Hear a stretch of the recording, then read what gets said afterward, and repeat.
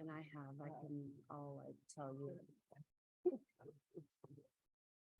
All right. Yeah, we're recording. You can go ahead. Okay, good morning. Thank you. Welcome to Mind Matters 2023. So this is our first back to in-person, and we are trying to do hybrid. So we have quite a few online. So as you can see, it is my 50th birthday was yesterday. You can also peruse my childhood pictures. Around the room. But I have had people that said to me, like, you know, why would you schedule your conference on your birthday? And I'm kind of like, well, actually, I only get to really plan one party a year, so I might as well, like, combine them. But so welcome. Thank you for being here. We really appreciate it. You like housekeeping issues. There are the bathrooms right outside. We are all in this room, so exhibitors are here. Please peruse the mask when you get a chance. The only time we won't be in this room is when we have lunch. Lunch is kind of down the way and to the right in the kind of the breakfast room. That'll be our dining room for our lunch, and then back in here for session. So thank you. I think that's it for my CEUs. You will do the evaluation and all that. All that information is really on our website, so the web page for it and or in your program. So there's the information in the program as well. You can have that. I do want to do a big thank you to my planning committee that really helps with planning this event. It could not all happen. Just if I were to be getting it done, it would not happen. So thank you to all the planning committee and to the NBVIN staff for making all of this happen. So thank you very much. Appreciate that. So with that, I am going to go ahead and introduce our speaker today. Dr. Kim Gorgens. Dr. Kim Gorgens is a neuropsychologist who has worked for decades studying and treating the brain. She has studied injured brains, aging brains, optional brains, and the brains of criminals. Gorgens is a professor in the Graduate School of Professional Psychology at University of Denver. She teaches psychophysiology, clinical neuropsychology, and psychology of criminal behavior. She manages a portfolio of TBI-related research and has lectured extensively in those issues. She has done a 2010 TED Talk on youth sports and a 2018 TED Talk on brain injuries in jail, several NPR spots, and an interview on CNN with Anderson Cooper. Her work has been featured in US News, Newsweek, Men's Health, Salon.com, and more. She completed a postdoctoral fellowship in clinical neuropsychology and is board certified in rehabilitation psychology and vice president of the American Board of Rehabilitation Psychology. She holds a PhD in clinical psychology from South Illinois University, and she holds a master's in clinical psychology from the same university and a bachelor's degree in psychology in Roger Williams University. So thank you very much, Dr. Gorgens. That's kind of a mouthful. She's wonderful. I will say personally, we really wanted to have Dr. Gorgens come because we use her materials at NBVIN. I will say we have stolen quite a bit from her. Nationally, the brain injury community is one of the most collaborative sharing communities we could ever be a part of. One of the things that's great, and it's true even with brain injury here in our state, often it's very few that care passionately about brain injury. And that's true here in the state. Those of us that are here are those that care passionately about brain injury. Same thing nationally. There are very few nationally that care about brain injury and are passionate. So when we find each other, usually we're like, wow, kindred soul. So that's the way we felt about Dr. Gorgens and wanted to have her come here today. So thank you. With that, I'm going to turn it over to her. Rebecca, thank you so much. And happy birthday. And those intros, I mean, come on. The only people who would listen to that, like my mom somewhere in Florida, is like beaming with pride, and everyone else is like, come on now. I just want to say thank you. Like that little intro got me an invite here. So how lucky am I? I feel like I won the lottery of sorts. I've never been here. My stepsister spent a lot of time here at the Air Force Base with her husband, and I told these guys she used to tell stories about the snow being up to her head on the way to their mailbox, and she was, you know, a little over the top. And so I was certain that she was lying. And then as we were flying in, I was like, oh my God, there is snow as far as the eye can see. Like she may not have been exaggerating. And I heard from some folks that you're on track for a record this year. Yes. Snowfall. Wow. Yeah, I think I'm used to snow from growing up in Boston, but this is a whole different thing. So kudos to you and thank you for having me, and have me back sometime. I would love to come back. The reason I would love to come back, and I have to say this because you can't be a king in your own kingdom. And it would be weird for Carly and Rebecca and Michelle and everybody to stand up here and tell you how great they are, although certainly all of you know how great they are. But I get to do this kind of work a lot. I get to go to a lot of different states. I get to do a lot of work with my best girlfriend, Judy Detmer, who happens to head up the National Association of State Head Injury Administrators now. She used to be in Colorado. And so I have the luxury of collaborating on a lot of projects across the states, in Canada, in New Zealand, in the UK. And the work that North Dakota is doing is so far out ahead in the world. And it's hard to realize that when you're in it. And this is like a kudos to everybody doing the work, kudos to all the stakeholders here. It really is remarkable. And the fact that like one line of text from something that my students and I put together ended up in your materials, it's like a total win for us. So thanks for having me, and kudos to the North Dakota crew. Okay, so now should we get started? And let me give you my full disclosure. I overdo everything. So ridiculous. Every comment ever has been like, whoa, what the heck? Like, slow down, we don't need that much. But I feel like the chance to talk to an audience, and the audience here is my favorite kind of audience, where it's a cross-pollination of people from different disciplines, of survivors, of families and caregivers. Like, this is where it's at. And the chance to impart something from the research that we're doing or that colleagues are doing and to send it home with you is like too good to squander. So I've overdone it. There's way more content than you'll ever need. And you have copies of these slides. So I'm a tinkerer, so I updated them this morning. I promised to send an updated copy around to everybody. So don't worry about following along directly, but I'll underline points as we go through. But really, this is about a couple of things. And it's my favorite talk to give because it's like a way to translate the work that researchers do into like, yeah, just tell me what I need to do every day to keep my brain healthy. So this is partly about having a vulnerable brain. Spoiler alert, everybody has a vulnerable brain, no matter if you have an injury history, you have a substance use history, you have a mental illness, or you just are a human being with stressors in the world. So everybody has a vulnerable brain. So we'll talk a little bit about recovery.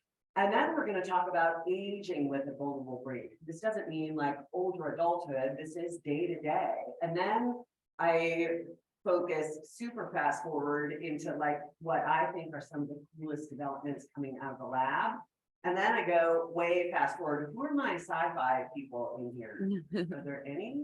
Okay, literally Calvin, thank you, in the back for the win. Okay, so Calvin may be the only one to appreciate the sci-fi at the end. So like looking at brain matters in like the year 2045, which is going to be kind of a game changer. So is everybody ready? Y'all look skeptical. It sounds scarier. The disclosure is that we get money, we're scrappy, and we do lots of stuff for free, and everything we've ever generated, we've made available for free.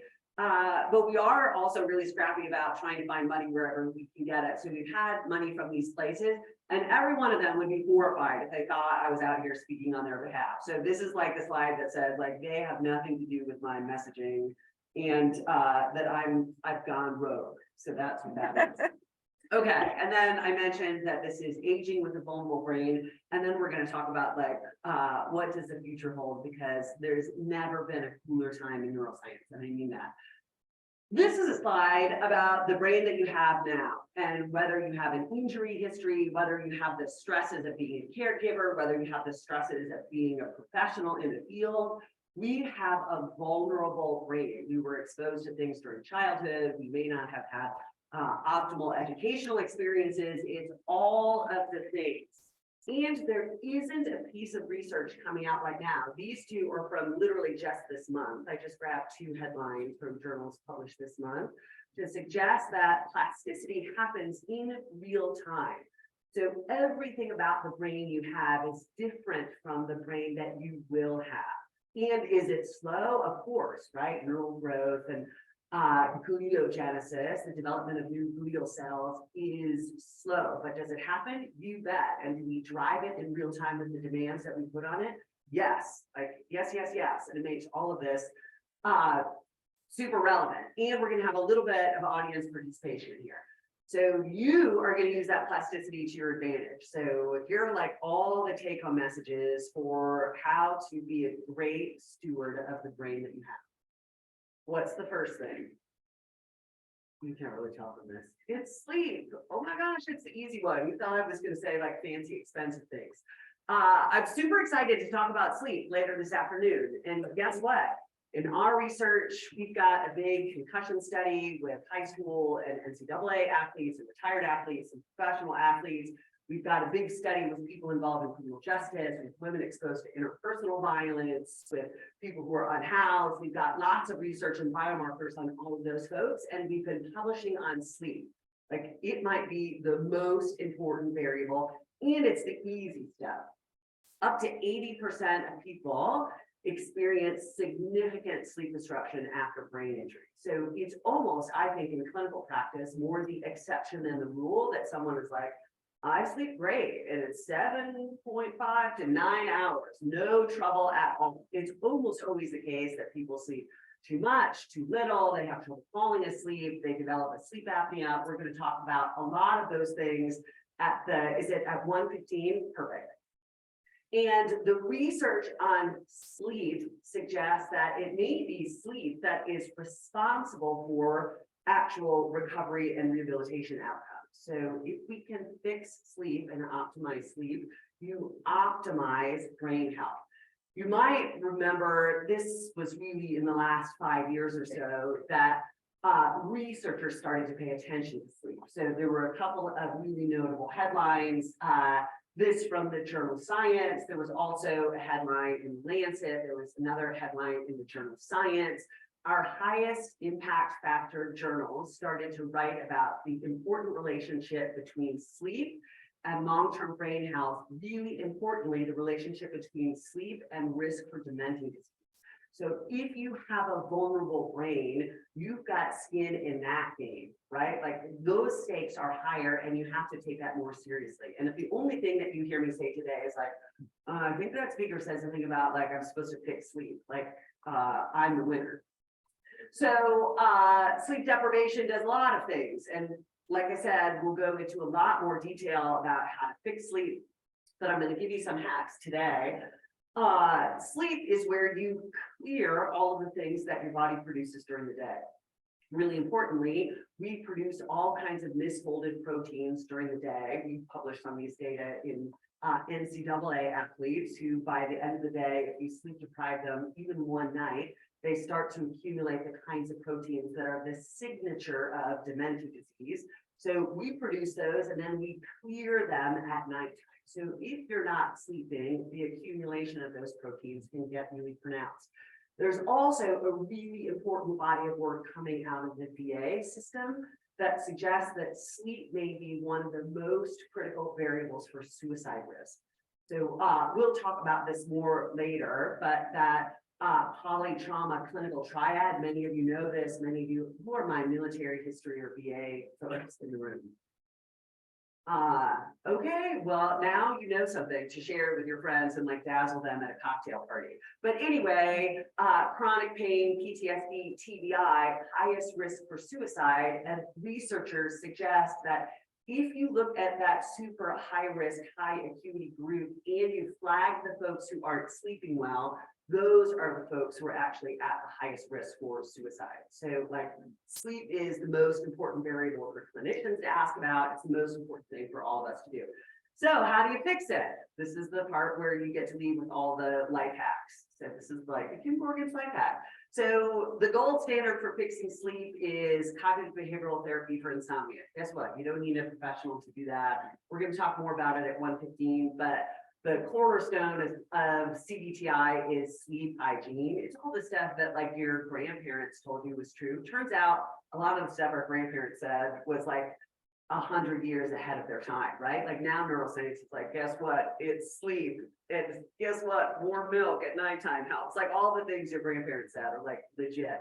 So sleep hygiene and strategies totally matters. It's 7.5 to 9 hours a night for most of us. And you may be that person who's like, actually, I'm fine with 4 hours. You're probably not, right? Like you may be like truly an outlier on the bell curve, but most people are 7.5 to 9 hours. Strategic napping, especially after brain injury. We'll talk a lot about like managing your spoons and being part of the spooning community, but being really strategic about how you nap. Blue light therapy, my colleague in Australia, Jenny Ponsford, does a lot of this research. Super interesting. Who's like purchased or been tempted to purchase a blue light blocking lens for their eyeglasses? Right, because it's like, oh yeah, blue light is bad. Well, the whole of the biohacker community has figured out how to use blue light to your advantage. So these super high frequency wavelength light waves stimulate cells at the back of your retina, at the back of your eye to produce norepinephrine, which is the neurotransmitter of arousal and vigilance. So if you are exposed to blue light in bed at night, watching your screen, what are you doing? You're suppressing the production of melatonin and you're making yourself more wide awake. It's like the worst thing to do for sleep hygiene. And I guarantee looking around the room, a lot of us are guilty of doing that. Maybe even as recently as last night. Guilty. Anybody else guilty? Okay, I see you all. Okay, so what if you use blue light exposure when you wanted to be vigilant? So there's great data to suggest that after brain injury, exposure, particularly in the morning to blue light, that might be a walk outside, it might be a Lux box, it might just be super fluorescent light bulbs in your workspace to promote vigilance for the day. So the biohacking community uses particular light bulbs in their workspace. And then they limit those light bulbs in their living space. And you might take a page out of their book. Melatonin, I'm not here to tell you what to do, and I'm certainly not here to give you medical advice because mine's a PhD and my board certification is in neuropsychology. But the research on melatonin is like amazing. It's tremendously neuroprotective. There's no suggestion that the pineal gland, which is the gland in your brain that produces melatonin, gets corrupted over time so that you get a rebound effect after using melatonin. Some TBI docs, are there physiatrists in the audience and neurology? So I have some TBI docs on our treatment teams who their model is fake it till you make it. So they'll literally use stimulants for the daytime to help people stay awake after brain injury, and then they'll use up to 70 milligrams. So for anyone who's like, what the heck? Like, I think the dose in the over the counter is like 0.5, 70 milligrams, whatever it takes to help someone fall asleep at night. And their model is like, we'll medicate an appropriate sleep-wake cycle until that person can maintain it themselves. So melatonin is a tremendous resource and is over the counter here in this country, which is not true. If you went into like a pharmacy in Europe and asked for melatonin, you could like walk in and be asking for like oxycodone. It would be like, what the? You can't just walk in here and ask for that, but here you can. So we can take that to our advantage. And things like sleep apnea for my snorers in the audience. If you've ever been told by a partner or a roommate that you're a snorer, that's a huge red flag. So get assessed for sleep apnea. Now, one of the great things to come out of COVID is that sleep apnea testing is now in the home. You don't have to do that at sleep labs anymore. So they'll send home devices, they capture that info overnight, and then you drop the device off the next day, or you could mail it in. It's really terrific. So, and you're welcome to whoever life I just saved to say that you should get screened for sleep apnea. And we're going to talk more about that at 1:15 today. Here's a sleep hygiene handout. There are millions. Again, it's the things that your grandmother told you. So what's the next life hack? Oh my God, right? I say grab some dragons, it's dragon fruit, which will make more sense when I talk about my colleague's lab in just a second. Everything about recovery from brain injury is mediated by inflammation. Inflammation is the root cause of all things. And inflammation is a double-edged sword, right? We can recover from injury because we have a robust immune response, a robust inflammatory response. Spoiler, women have a more robust inflammatory response, typically to injury, which is why women end up overrepresented in the ranks of people who do poorly after injury because of chronic inflammation. Chronic inflammation is the root cause of all poor outcomes. So it's things like the development of tumors and cancers and autoimmune disorders. It's everything. It's so much so in the aging literature that they actually call it inflammation, the accumulation of inflammation-related damage. There's also oxidative damage. So this is just the traditional wear and tear on cells. So the ways to manage inflammation and oxidative damage is to, oh my God, eat better. I owe an apology, and I'm gonna be totally frank with y'all, and I'm gonna talk about some other things later. You're gonna be like rolling your eyes, and I'm gonna roll my eyes with you. On every inpatient team, I mean, for like a decade, the nutritionist on our multidisciplinary team would come in and I would literally roll my eyes while I was talking. I was such a snot about it. I was like, okay, Judy, got it. Like, and guess what? Now, decades later, I realized like the nutritionist was actually the boss of the team. Like they may have been the only person practicing actual neuroscience on an inpatient team, because where are the rest of your brain cells? The whole of the lining of your gut is also part of our central nervous system. So there isn't even like, it's downstream relationship between what you eat and what happens in your brain. Like it's literally the same thing. So it's everything. The first on inflammation, things like prebiotics. The research on probiotics is less clear, and now there's like a consumer run, and like all of us probably take a probiotic, but it's not clear. We don't really know like what the optimal flora looks like. We do know that if you feed healthy flora, your gut biota looks better. So prebiotics are things like fiber that bacteria love to eat. So prebiotics are a good bet. We're going to talk in a second about omega-3 fatty acids, but anti-inflammatory foods. So this includes things like curcumin is a big one, and bilberry extract. I use these two examples and dragon fruit because they're coming out of the lab of one of my co-PIs and collaborators, Dan Linsman. Dan Linsman, that name won't ring a bell because he's humble, but how many of you have ever had a glass of red wine and thought to yourself, I'm actually doing something pretty good for my brain right now? Right? Like, okay, some of you begrudgingly are not. That's because of Dan Linsman's research. So his research was the research to identify the phytochemical resveratrols that actually are neuroprotective. Turns out it's kind of a wash with the alcohol and the benefits of resveratrol. But anyway, berries have tremendous concentrations of what are called anthocyanins that are tremendously anti-inflammatory. And they act directly in your gut, which acts directly on your central nervous system. So thinking about ways to leverage what you're eating as an intervention for brain health. The second, to minimize oxidative damage. mtDNA means mitochondrial DNA damage. Mitochondria are the little powerhouses in the cell. This you're never going to hear from me. I mean, I had like 2 meals at dinner last night, caloric restriction. There's a lot of research that suggests if you cut calories by 40%, that boosts brain health.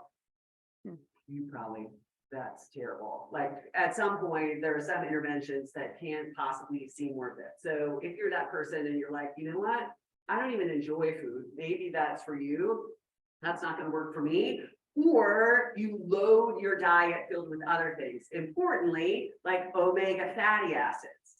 Omega fatty acids are everything. We know that these omega-3 in particular, omega-3 polyunsaturated or PUFAs, the omega-3 fatty acids, improve everything about brain health. There's a great longitudinal data set. Most of you are familiar with it. It generates a lot of the heart disease recommendations, this Framingham Heart Study. There's a lot of great literature coming out of that study as the whole population cohort gets older to suggest that their dietary intake of omega-3 was directly related to the volume of their brain. So when you control for all of the other variables, there's great research to suggest that if you supplement infant formulas or mom's diet with omega-3 fatty acids, that infants' brains show better development. So it's like whenever you can start and eat fish, not tablets. And like, what kind of fish? I'm just going to jump ahead.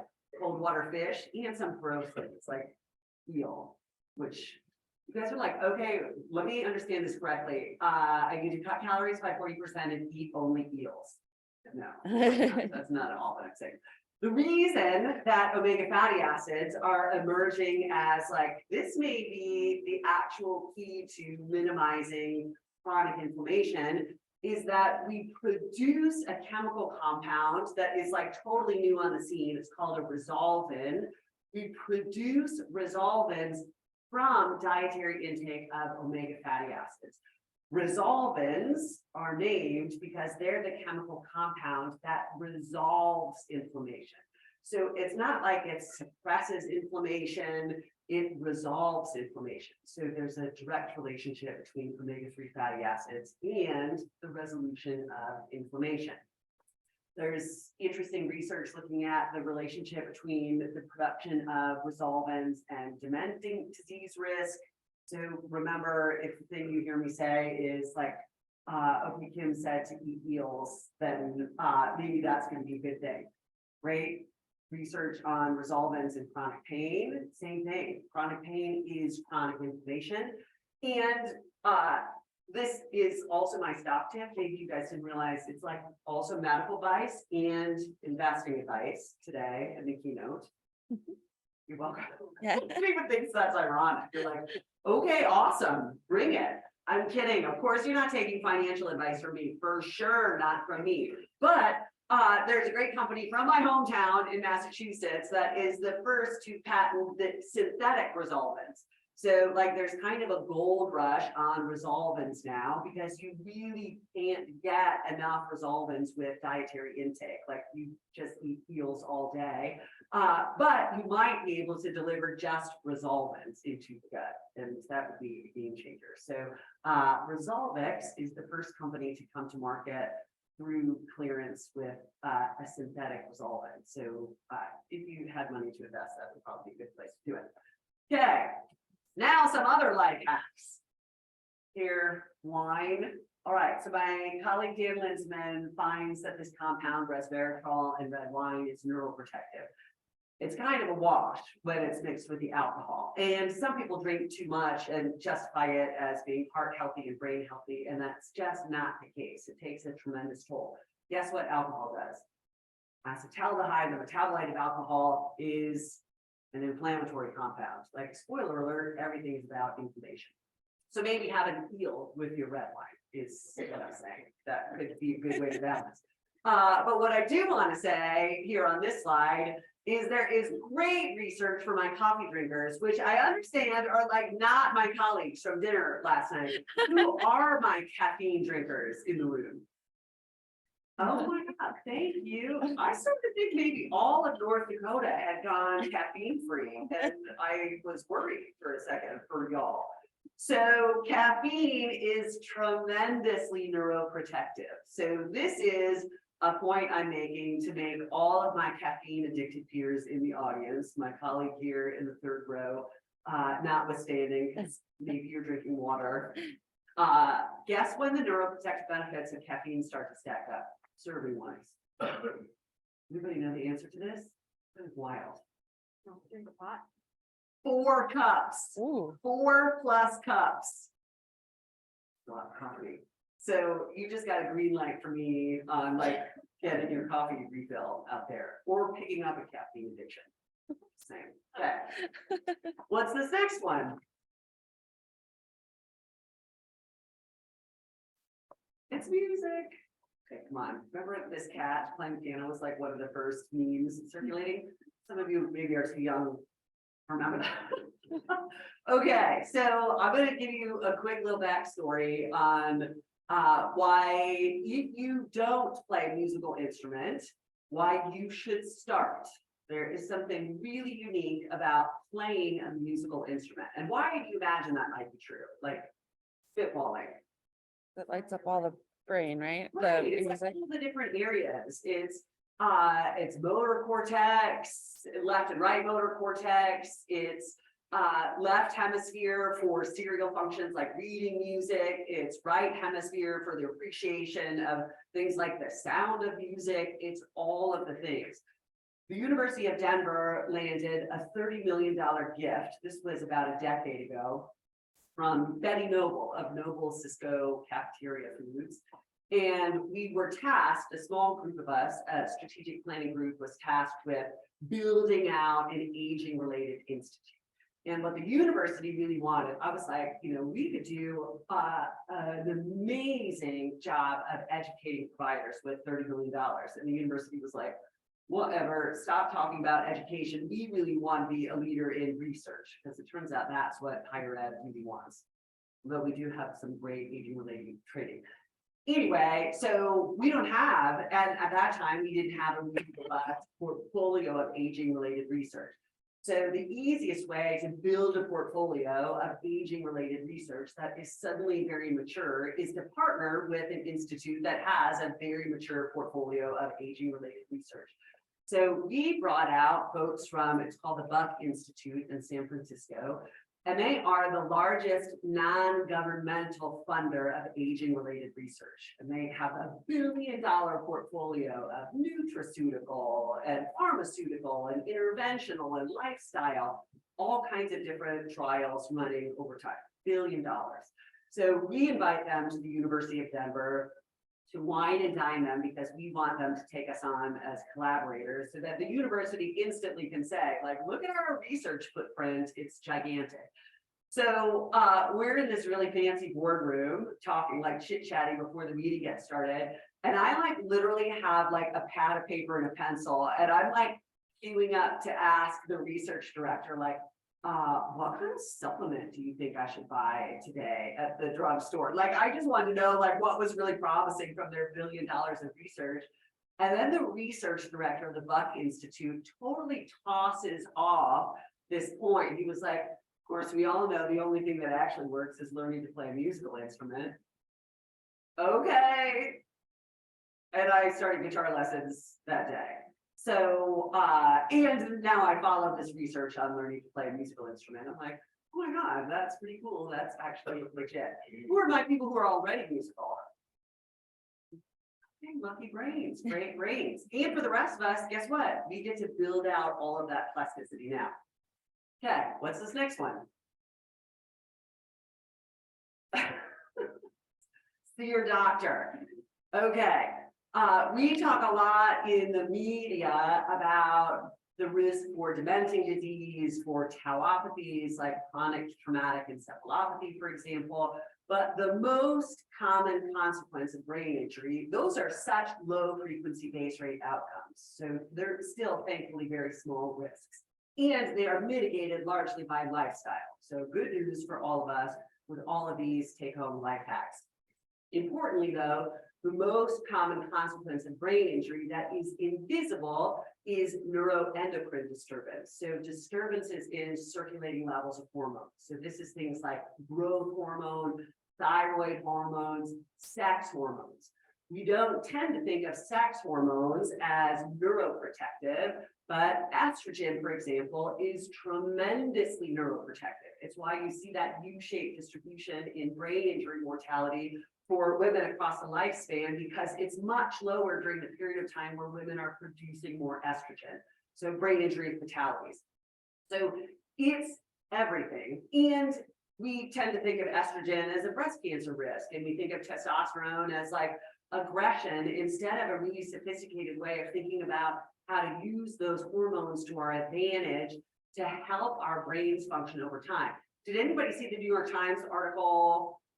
This was maybe a month ago or so about menopause and like how many women are suffering because like medical science didn't keep up with research on hormones and instead was like women have been so advised to believe hormones are bad and that we should suffer during menopause. Spoiler alert, don't.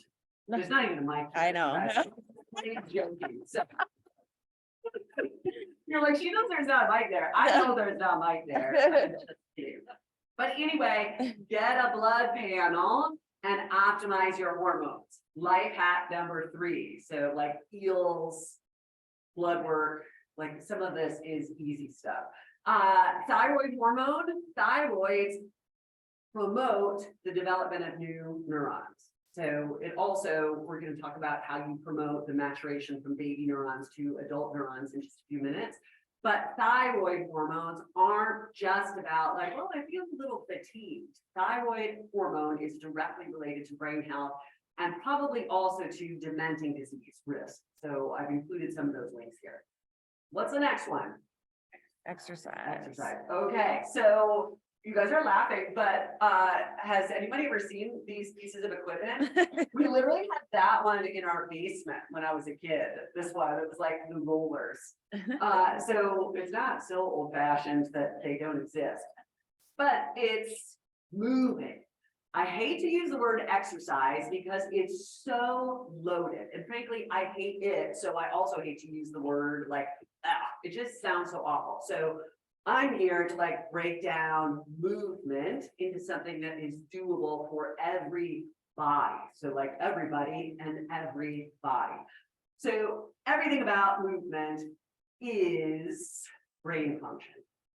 Turns out like your grandparents were also right about that. Like, go take a walk, you'll feel better. Oh my God, turns out they were right. They were so right, in fact, that I tell my student clinicians, this area of research is so robust about the relationship between cardiovascular demand and neurogenesis, particularly in the hippocampus.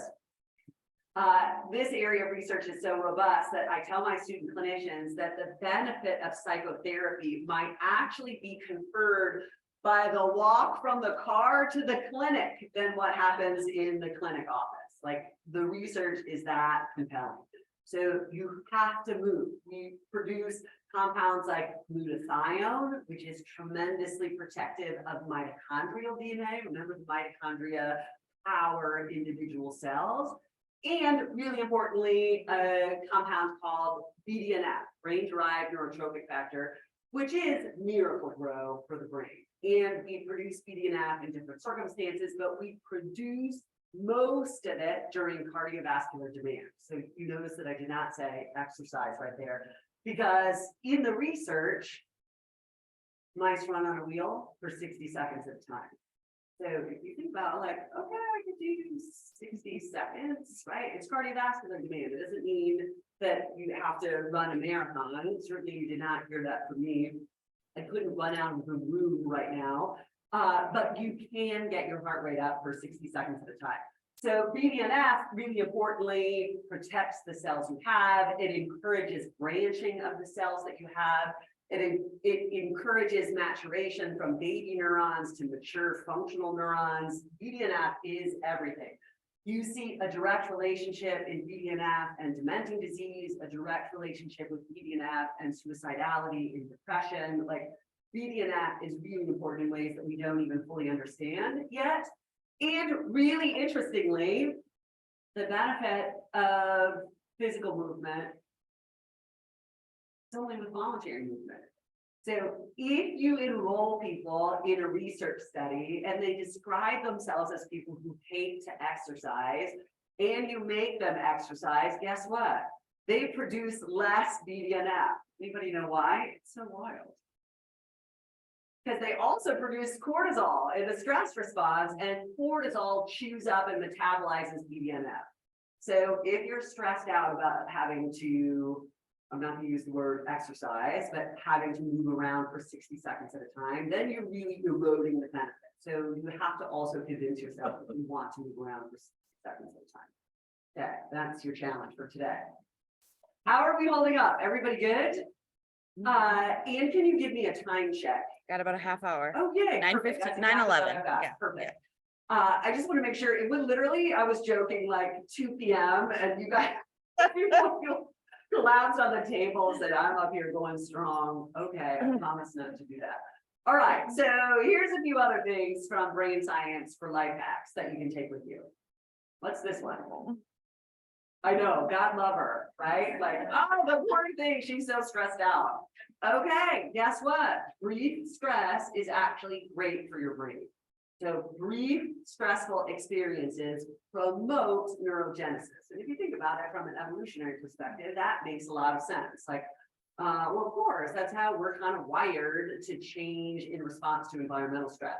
We're very poorly suited to being chronically exposed to stress, like cortisol hormone in particular.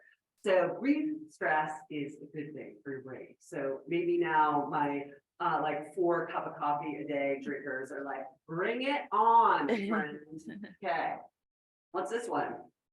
It's gonna blow your mind. Okay, arguing. Here's a really interesting study, and you don't see a lot of this like published, but it's out there. I don't know why arguing in late life in your marriage would be related to optimal brain health. Wild, right? Maybe people are scrappy, maybe it's they're passionate, maybe it's like the inverse of, you know, complete like disinterest. Yeah. Right or no?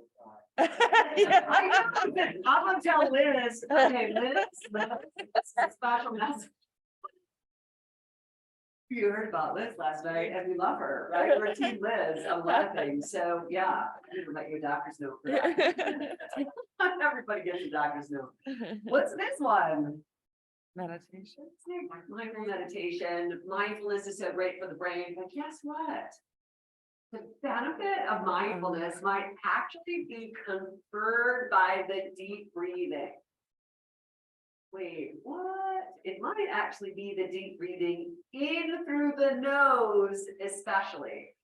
So this is like interesting research with college students that if you tell them to do deep nose breathing before a test versus deep mouth breathing before a test, the nose breathers do better. So why not hack that for yourselves? And all of our mindfulness techniques use that, right? Like deep inhale through your nose, right? It's like our yoga pose is deep inhale through the nose. So like, it's nose breathing. That's where it's at. What's this one? Oh, you know, I couldn't come out here from Colorado and not mention marijuana. Yeah. You guys are like, okay, now she's lost us. Heels and We have Not medical here. eating, We have yeah. medical here. okay, it is not And brain marijuana. injury is approved condition. Yes, so important. I can imagine a future if you follow this area of research, and there are 2 avenues of research. Research on cannabinoids, which are tremendously anti-inflammatory, so like the whole of the universe of CBD. And there's research on the anti-inflammatory benefits also of psychoactive substances like THC. So those 2 compounds are in medical marijuana, for example, and you can also get CBD preparations or preparations that are higher in the psychoactive substance THC. Both have a benefit, and there's a study going in Denver right now looking at a randomized control design for patients who've been identified as having Alzheimer's disease with CBD and THC. So I'm like happy to report in real time. They're doing the assignment now. Importantly though, that research is so interesting that I can imagine a future where it is part of a conversation that you have with your doctor at your 50th birthday appointment, where you're also scheduling things like your colonoscopy, that it's like part of a prescription for a healthy aging brain. It certainly should be part of the conversation that you have if you have a vulnerable brain. So have this conversation with your medical provider. Anti-inflammatory, right? Like it's all about addressing chronic inflammation. So one of the best ways to do that, CBD in particular. Okay. This one is kind of a hard one to get. This is an interesting study that we did at the University of Denver on curiosity. So I wondered, because like I'm an educator, like, well, maybe there's something cool that happens in the classroom and like learning could confer a neuroprotective benefit. And it turns out that we did it in the classroom, 6 weeks, 2 hours a week. It looks not unlike a living life fully curriculum. We allowed, these were older adult students to design their own projects. And it was lovely because everybody had a great time. And then some people had the traditional classroom assignment, and then some people were just like doing their own thing and reporting in each week. And our curiosity-based learners had improved cognitive scores, but they did not have higher BDNF levels, which I was like selfishly really hoping to find, like, oh my God, what? Classroom activity conferred the same benefit as physical movement. It didn't, but it did something for cognition. So like learning something new. Hello, it's going to be a musical instrument for all of you. Okay. So life hacks. Everybody leave with something tangible. Yes. Okay. And stock tips. Okay, that's good too. Okay, you guys. Now we get to talk about like, well, where's the research going? And like, what are some of the cool things that are happening in labs? You may have seen this announcement. This is a fruit fly brain, but for the first time ever, this was last year, for the first time ever, researchers fully imaged every neuron, every circuit in the brain of a fruit fly. And it may not seem like a big deal. Like, wait, let me get this straight. The big deal was like an insect brain, like fully imaged every single neuron. So millions of neurons in the brain of a fruit fly, and they're all individually cataloged. And so they can map the olfactory and the visual and spatial functioning in the brain of a fruit fly, which is a huge advance and will map onto human functioning in all kinds of ways. And you all know that like Drosophilic research is like where a lot of human research starts, as right? It's easy to do research on fruit flies because their lifespan is literally 4 days. So they die quickly and then you can study them. Okay. So like an aging fruit fly is 3 days old. Really interesting research on electrical stimulation of the brain. Many of you may have followed the research on repetitive transcranial magnetic stimulation, or RTMS, which has a lot of utility post-stroke to regain motor function. Especially, we don't use it nearly often enough for things like increasing cognitive demand on circuits to promote rehabilitation and recovery after injury, but we're getting there. And we've been limited because RTMS centers are like freestanding at medical places, and it's expensive, and usually it's like a movement disorder clinic that may also see some depressive patients, and so it's like hard to get in there. So everything about it has been kind of a pain in the butt. The other thing about RTMS, but the results are amazing. Like the results for depression are amazing. It looks like it has the same efficacy for depression, for example, as electroconvulsive therapy, which has tremendous downside in terms of side effects. So one of the limitations of RTMS, it doesn't have any of those side effects that ECT does, but one of the limitations is that it only stimulates the outer layer of the brain. So it's only depolarizing cortical circuits, so that outermost layer of the brain. Enter game changer. So temporal interference is a way to use, thanks to people a lot smarter than I am, it's a way to use two magnetic fields, and where they intersect, the two magnetic fields, where they intersect is where tissue gets depolarized. So totally non-invasive, a way to stimulate depolarization, which is electrical activity, in circuits of the brain, in subcortical circuits. So wherever you want in the brain stem, it's a total game changer. So that makes it, so it's not like brain surgery. This is totally non-invasive. And the research we have on RTMS, cortical transcranial magnetic stimulation, is remarkable. So this is like one of the coolest things to be happening, except for maybe photobiomodulation. Anybody heard of this in their day-to-day travels? Excellent, I love it. What have you heard? Oh, excellent. Yes, this is showing up in a lot of really great long COVID studies. We have a really interesting long COVID study. And for what it's worth, a little sidebar, guess what long COVID is? COVID is a brain injury, right? Yeah. It has the same inflammatory signature as a brain injury. And we're following patients over time to see if it confers the same risk for poor long-term outcomes if it's unmanaged. So PBM, and you see it, it has all these different names, like, wait, let me see, I've heard about cold lasers. It's all the same thing. It's literally all the same thing. So I'm like decoding the whole of the world of consumer literature for you. So most everybody refers to this as like PBM therapy now, but some people will still say like, I'm doing cold laser therapy. So remember we talked about blue light, like high frequency wavelengths. These are super low frequency light wavelengths.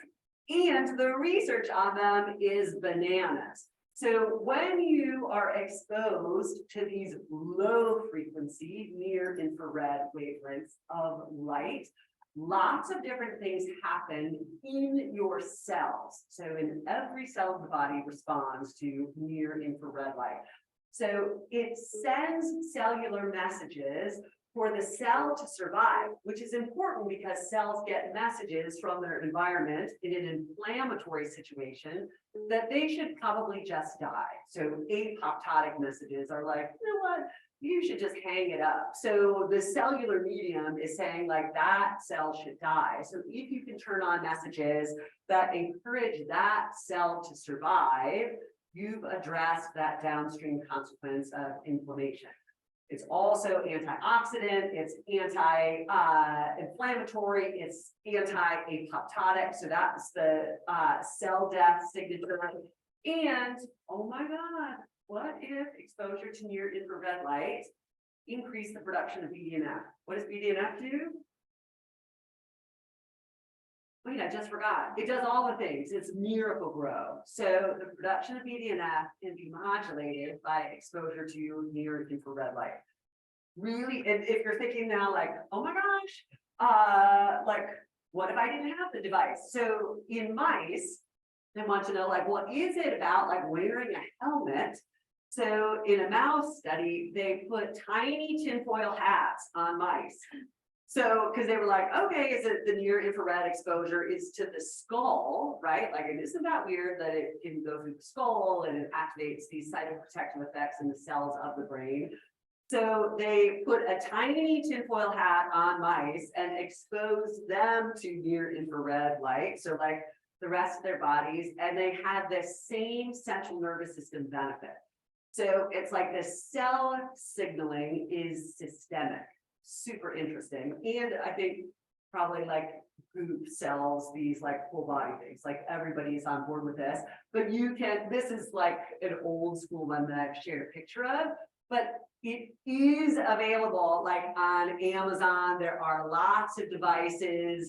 These LED light versions of this kind of device are relatively accessible in terms of pricing. And there are great studies and more by the minute. So you may remember, like there were a few case studies where, like Heidi's colleague, like there were a few case studies published where one person took it upon themselves, like, I'm going to see if this accelerates my recovery from a concussion. And then that person writes about like their single case study design. And there's a lot of those studies. But now we have great population-based studies to suggest that PBM is actually really effective for a whole host of brain-related conditions. Alzheimer's, depression, used now in research to manage opioid withdrawal, aging, and you guys see what I have there last. So guess what the most recent research on PBM? Boring jobs. Makes a difficult cognitive task less arduous. So I call it boring jobs. Like you can imagine having a job that you might wear your PBM helmet to make data entry or program evaluation seem suddenly exciting. Okay, listen, I'm kidding about that, but you're following me. Okay, nanotechnology, lots of cool things in this space. So using nanomaterials to reestablish connectivity in the brain. So using biomaterials or carbon nanotubules to create a scaffold to promote neural recovery. That's in the very near future too. You'll may remember hearing more about this recently with Elon Musk, right? Neuralink. So the field of brain-machine interface, or BMI, is super interesting. And I kind of love that like the media got on board to talk about BMIs. more recently with Elon Musk. But in the last 10 years, Neuralink, the company now a majority shareholder is Elon Musk, but Neuralink for about 10 years has been promising investors that it would have a device. This was their mock-up here on the right-hand side that would optimize whichever circuit. So it might be cognitive circuits, learning circuits, memory circuits, for example. So you might use a device like that at work or at a conference so that you could remember all of the things that the speaker was talking about. Remember, you don't have to remember any of this because you're going to have a copy of it electronically and all the links will be functional. So anyway, this was their mouse model that they were using in the lab, and everybody's really excited about it. We do use some BMI technology for prosthetic limbs. So some of you may have seen that you implant electrodes in the brain and then in the motor circuit of the brain, and then patients can use that to operate a prosthetic limb, for example. So for grasp response in a prosthetic, and it drove all the interesting research about mirror neurons. So here we are. This was earlier this month. The FDA was like, no thanks, Elon. So then like this was a big headline of like, oh, BMIs are not happening and that's not a thing. So the trouble with BMIs is that it requires an invasive brain surgery, right? You have to implant the electrodes in the brain. Okay, enter the brilliant researchers at Caltech.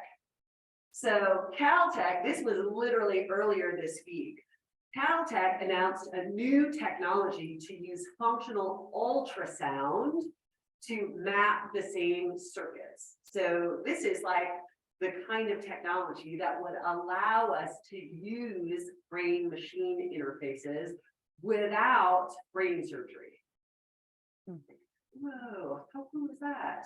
So now you'll like follow along because people were like disheartened with this. We're like, well, I guess that's never really going to take off. And I probably wouldn't have volunteered for brain surgery anyway.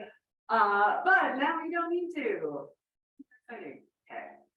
You guys are not impressed by this, but this is going to be kind of a cool thing. Okay, now I want to get a little sci-fi. So maybe this is just for Calvin in the back, if they're like last little 7 minutes here. So where's our best case scenario? Okay, who's been following the research on brain organelles?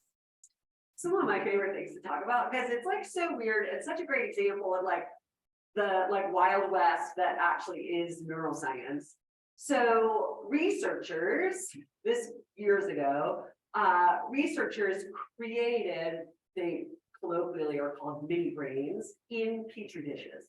So if you take a stem cell, now we can get stem cells, not just from embryonic stem cells, but you can turn a skin cell into a stem cell, interestingly, if you traumatize it enough. So you could take a scraping of someone's skin, you traumatize those cells, they regress to their stem cell state, then you can put it in a chemical medium that signals those cells to become a particular kind of cell. That's what all stem cells are, is they respond to their environment that's like, you tell me, I'm a motor neuron, am I a glial cell, like, what am I? And like the environment signals that cell to become the thing.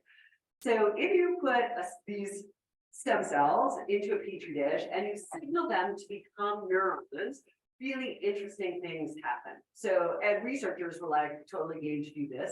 So before it was regulated, researchers were growing stem cells in petri dishes, and they would duplicate and they would start to, and I've got like a couple of pictures to show you here. And interesting things started to happen that then got like way ahead of like ethics boards. So I just want to show you this is like worst or best case scenario. So here are examples of like little tiny organelles, these brain organelles. So they are FDA approved to grow brain organelles, and they are mass produced for the purposes of research. So it's much easier to test the efficacy of a drug on a mini brain in a petri dish, for even if just for toxicity, than it is in a human clinical trial, right? It's like easy, it's less expensive. But you may be thinking like, oh my God, well, like, is that weird? Like those kind of look like petri dish. Okay, follow me, because it gets way worse than that.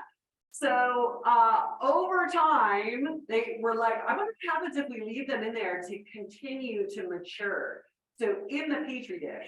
So over time, the first thing that happened was they were like, oh my gosh, they started to develop specialized cells for vision. What? So it developed an optic stock. So like the molecular framework for a system of vision. Then they started to develop electrical connectivity that looks like the brain of a preterm infant. So then the cells are communicating with each other. What? Then in October, they taught a brain organelle how to play Pong. Who are my Pong people? Like, who had that? Like, everybody my age had Pong as a kid. Yeah. Okay, wait, what? That's wild. If you're not like partially like intrigued and horrified at the same time. It's so interesting. And of course, the ethical questions are like, what are those? Like, how do we manage those in the lab, and do they warrant additional protections and blah, blah, blah. Okay, another like super sci-fi advance. Remember I mentioned mitochondria are the powerhouses of the cell?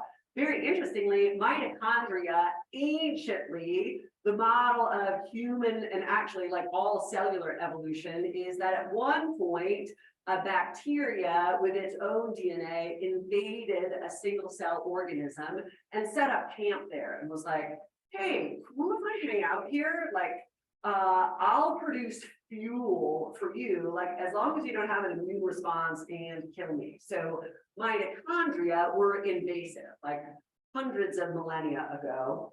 And mitochondria have their own DNA. That's why some of you like have heard like, oh, I've heard mitochondrial DNA is very different than cellular DNA. It's totally unique to cellular DNA. So mitochondrial function really at the end of the day is cellular function. If you lose mitochondrial function, the cell dies. It like runs out of fuel.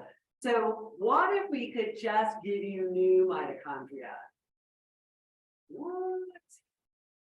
Like, no problem. Aging mitochondria, no problem. How about we just give you some new mitochondrial tissue? You guys. Okay, that's exciting.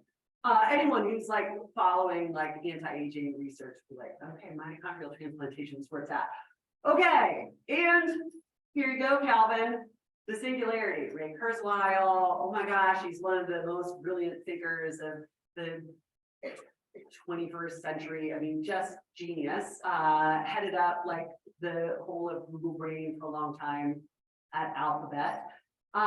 Ray Kurzweil writes a lot about transhumanism, which is this intersection of like using AI and a machine interface to promote human function, and the idea that we could do so kind of as human beings is this whole field of transhumanism. Like there's a way for us to use this to improve function and to improve recovery after injury and to cure disease and all of the world. And this is where we are. Some people argue the singularity is the point at which technology transcends its ability to like be governed by humankind. Some people argue that we passed that point with the Roomba, not even joking. Like they were like, well, the Roomba has a task and it's aware of its surroundings, and like the Roomba was the singularity. And here, like all the sci-fi fans are like waiting for the apocalypse, and it may have been the Roomba was like the moment of the singularity. But anyway, so this is really interesting. Like, well, what if the brains we have could be improved using technology? So whether with an implant, whether with PBM therapies, all of the things. Okay. Or what if you just outsourced it altogether? The 2045 initiative. Anybody ever heard of this? No. So the 2045 initiative, and I'm kind of ending on a tongue-in-cheek kind of moment here. The 2045 initiative is largely funded by billionaires, private investor billionaires, who are interested in creating a technology where consciousness would be downloaded. So some folks believe in a future where you wouldn't even have a brain or a body, And if you want to follow them, you can find them 2045. Is it .com? Yeah, 2045.com. And here are their investor materials. So there's that too. So if eels aren't your thing, if bilberry extract isn't your thing, if 60 seconds of physical movement isn't a thing for you, you might put all your eggs in the basket of downloading your consciousness onto a device and being done with your brain altogether. So with that, I thank you guys for having me. Questions? Do you want to open it up? Yeah, you do. You have like, 3 minutes. yep, you have a few minutes. And if anyone online wants to ask anything, you can type in the chat. Yay.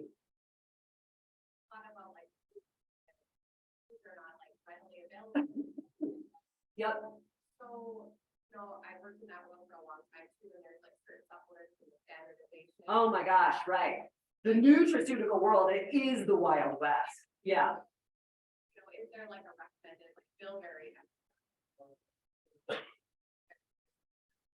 Thank you for asking that. So the question is like, given that supplements vary tremendously in how much of the ingredient listed on the label actually even appears in the tablet or the liquid, and importantly, how much of whatever the compound in the tablet is made bioavailable in your system, right, makes it through your digestive tract. I mean, some of them you just poop or pee out, right? Like you just wasted your money.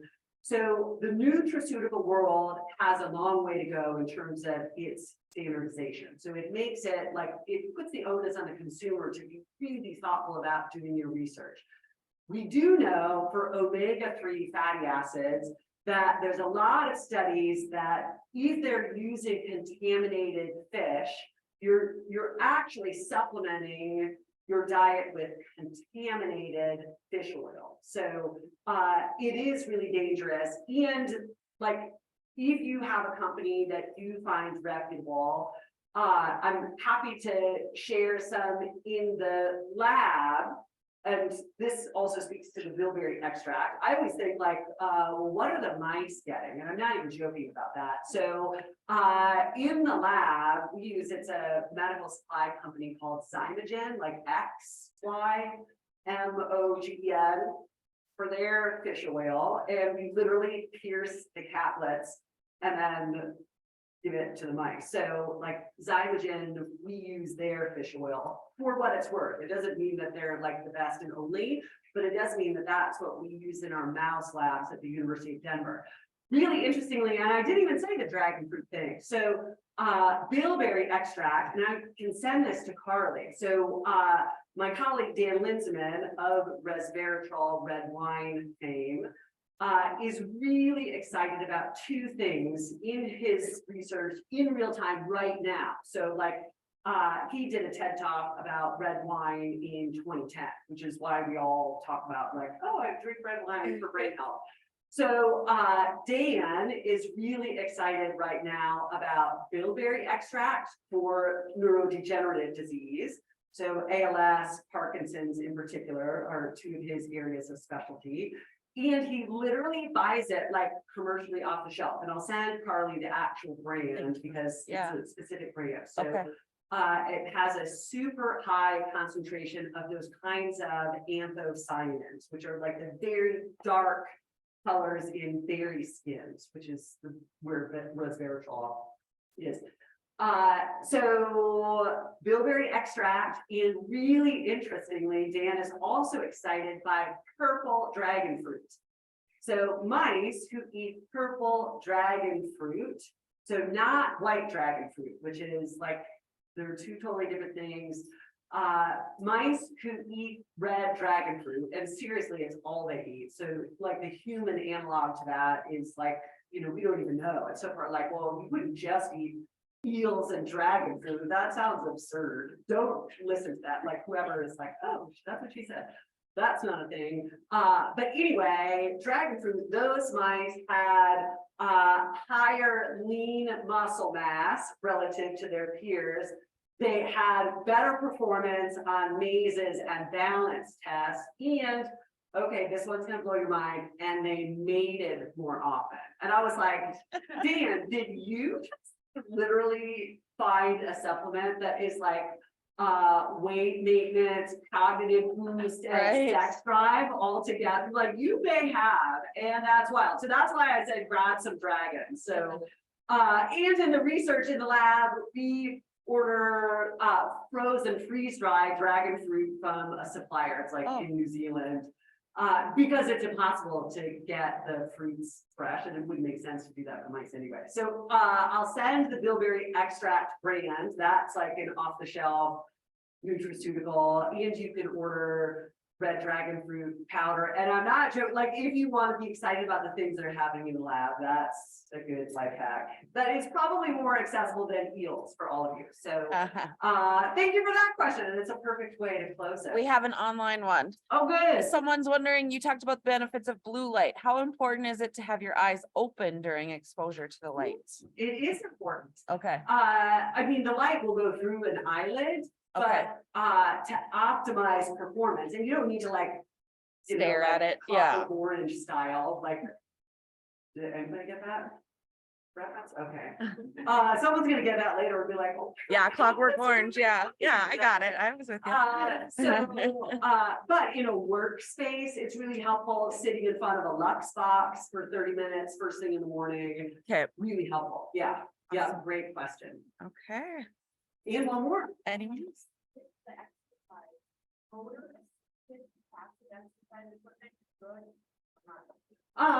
Great question. So recognizing that exercise is going to look different for everybody. And it's my beef with the whole of the exercise industry is that it makes it seem as if it's one size fits all and accessible for people and like, you know, all the ways that it just makes less sense for some people. And we haven't made it make sense for them. So like that's on the industry.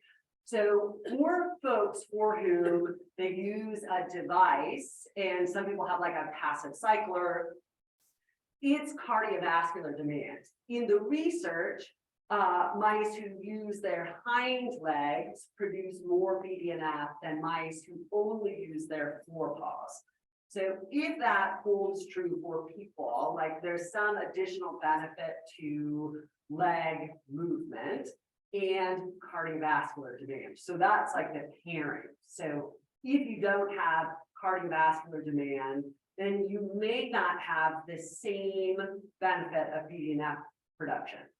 Unless you were at the same time, you had a PBM device. Now they have like face masks and helmets and like whole infrared saunas that look like tanning booths. Like there's a million of them, but you might hack BDNF production using one of those devices if you didn't have a way to get cardiovascular demand up or even at 60 seconds at a time. Great question.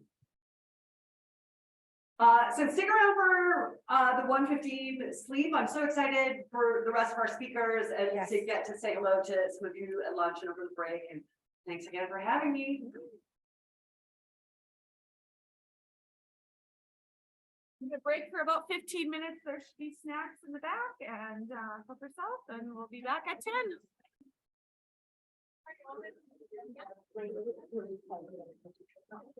So I'm gonna do my best, but cut me some slack. So my name is Nick Murphy. I'm a disabilities advocate. I physically reside in Grand Forks, North Dakota, but I work for Protection and Advocacy Project in North Dakota, which is main office is here in Bismarck. My colleague is here, Andrea. They're right there. Some of you probably know her as well. She works out of our main office, the big office here in Bismarck. So I'm just going to talk a little bit about a couple of the programs that I do for Protection and Advocacy. It's CAP, the Client Assistance Program, and the Client Assistance Program and Protection and Advocacy for Beneficiaries of Social Security, and removing barriers in real life situations. And you'll see kind of how it ties in and into what the subject matter of this couple day retreat is as well. It ties in pretty nicely. So again, Protection and Advocacy, just an overview of that. I'm not gonna kind of get too far into it, but we are an agency. We have priorities that are set by our board. We discuss them with advocates, peers, talk about their own state. And we vote on them and then bring them to the board for approval. We do reporting also through on-call. Now that is gonna change a little bit. We will have a phone service, but we're kind of in the process of that. But as of right now, until further notice, we still do have on-call. If you do have an incident, you can always call our number and I'll be giving that information out at the very end. And we do central intakes. We take reports and requests and burn advocacy services through our line. So, disability rights in North Dakota is kind of our unofficial name. A lot of places around the country are just called disability rights Minnesota, disability rights Arkansas, stuff like that. We're actually protection and advocacy project in North Dakota. So we like to be a little different. So I'll just give you a brief rundown. PNA is an independent state agency that protects and advocates for the rights of people with disabilities within established priorities. So the majority of the PNAs in the country are actually private, and we're one of the only state entities. So Andrew and I say, well, I work for the state of North Dakota, which we do. We're paid by the state of North Dakota, but we are still independent. So we operate under federal funds and independently of the state in that situation. And we came to be in because the federal legislation was passed in 75, that every state territory would have a system to provide protection and advocacy for individuals with disabilities by the 1st of October of 77.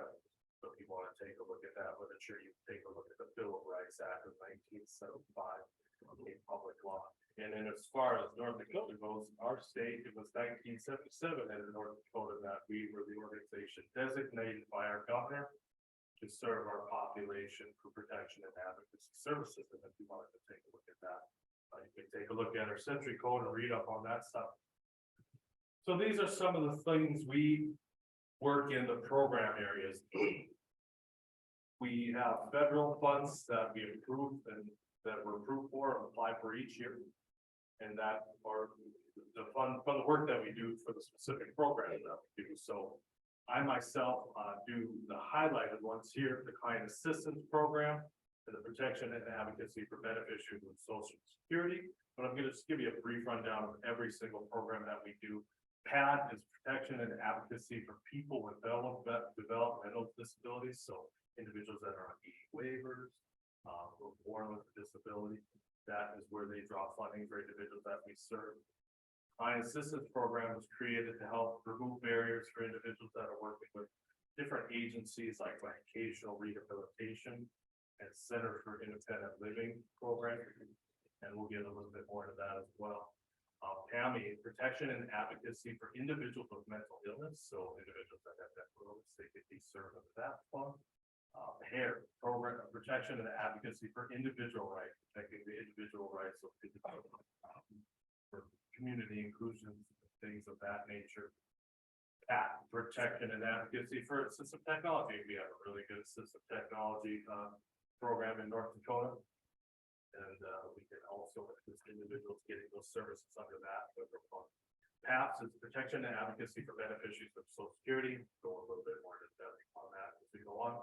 Happy now, this one would be very honestly relevant to what we're here for. Protection and advocacy for individuals with traumatic brain injury. So a lot of individuals with traumatic brain injury in multiple fields. So you can draw funding from different programs at the same time. So if somebody has a TBI, maybe is having an issue with employment, that's kind of what I do. That's my bread and butter. And we do have some examples of that coming up as well. So this is that very end. We'll talk about the real life situations that we work with. Protection and advocacy for individuals who have voting access situations. So that's kind of like our Helping Americans Vote Act in 2000. They passed that law because there was a lot of difficulty for accessibility around the country. And other things going on in 2000. If you were around during that election, you know kind of what we're talking about. So they started that stuff. So we go around and we're able to educate individuals about voting rights and access and how to use machines. It's a lot of fun. We usually do that around voting time. So we did that a lot in September, October, and it's actually a lot of fun. And then protection and advocacy for beneficiaries of representative payees. So I actually used to do that. I've been reassigned. I do more education cases in Grand Forks now, so I don't do the rep payee stuff. But that's basically when we go in and audit individual representative pays, make sure the benefits from Social Security are being spread appropriately and how they should be. So we go in and take a look at different providers of rep pays, from individual rep pays, how they spending funds for their individuals and how they're documenting that, just make sure that's being done right. That's actually direct from Social Security, so they're the ones who kind of write the rules for that, but as well as for protection. Nick, the online's having trouble hearing you. Will you move Oh, your mic yeah. up maybe a little or something? Sorry, guys. I think in the room you're good, but Is that better? Maybe? Should that, yeah, I talk think that'll louder? be, yeah, or, yeah, I think just a little closer is perfect. There you go. Most of the people I talk to don't really want to hear me, so I try to keep my voice down, but I'll talk louder. So Carly, just tap me on the. There, shoulder everyone so says they- that, yep, okay, that's better for them. Sorry, Yep, everybody. thank you. Probably. I had a cold, it was our last week, and I caught a cold my first day, so I'm basically over it now, but some lingering throat tickles have caused me to kind of have to go easy on the voice, but I'll do the best I can. So P&A, continuing on, we have 10 physical locations around the state. We have Calmer satellite offices, so we have them in the big cities and all the other cities around town, North Dakota, Williston, Minot, Elkhart, Devils Lake, Grafton, Grand Forks, Fargo, Jamestown, Bismarck, and Dickinson, with our main huge office down the Wells Fargo building downtown in Bismarck. That's like where I said Andrea's. I'm in Grand Forks with my coworker Carol Weiler. And we do protective services, so advocacy assistance, advocacy representation, systems advocacy, and support to advocacy groups. So we'll go a little bit more into that as well as we go on. Protective services, so we have activities in response to alleged abuse, neglect, or exploitation of individuals with disabilities. So we call that A&E, right? We probably all are somewhat familiar with that term. So that's a priority. That's kind of the main reason that P&A was established, and we'll go a little bit more into that as we continue on with my presentation. And then also we do legal representation by attorneys when identified rights violations that occur, and they need to be resolved. They can't be resolved through civil advocacy. Not that advocacy is simple, but it's not quite as high end as taking it to a representation level.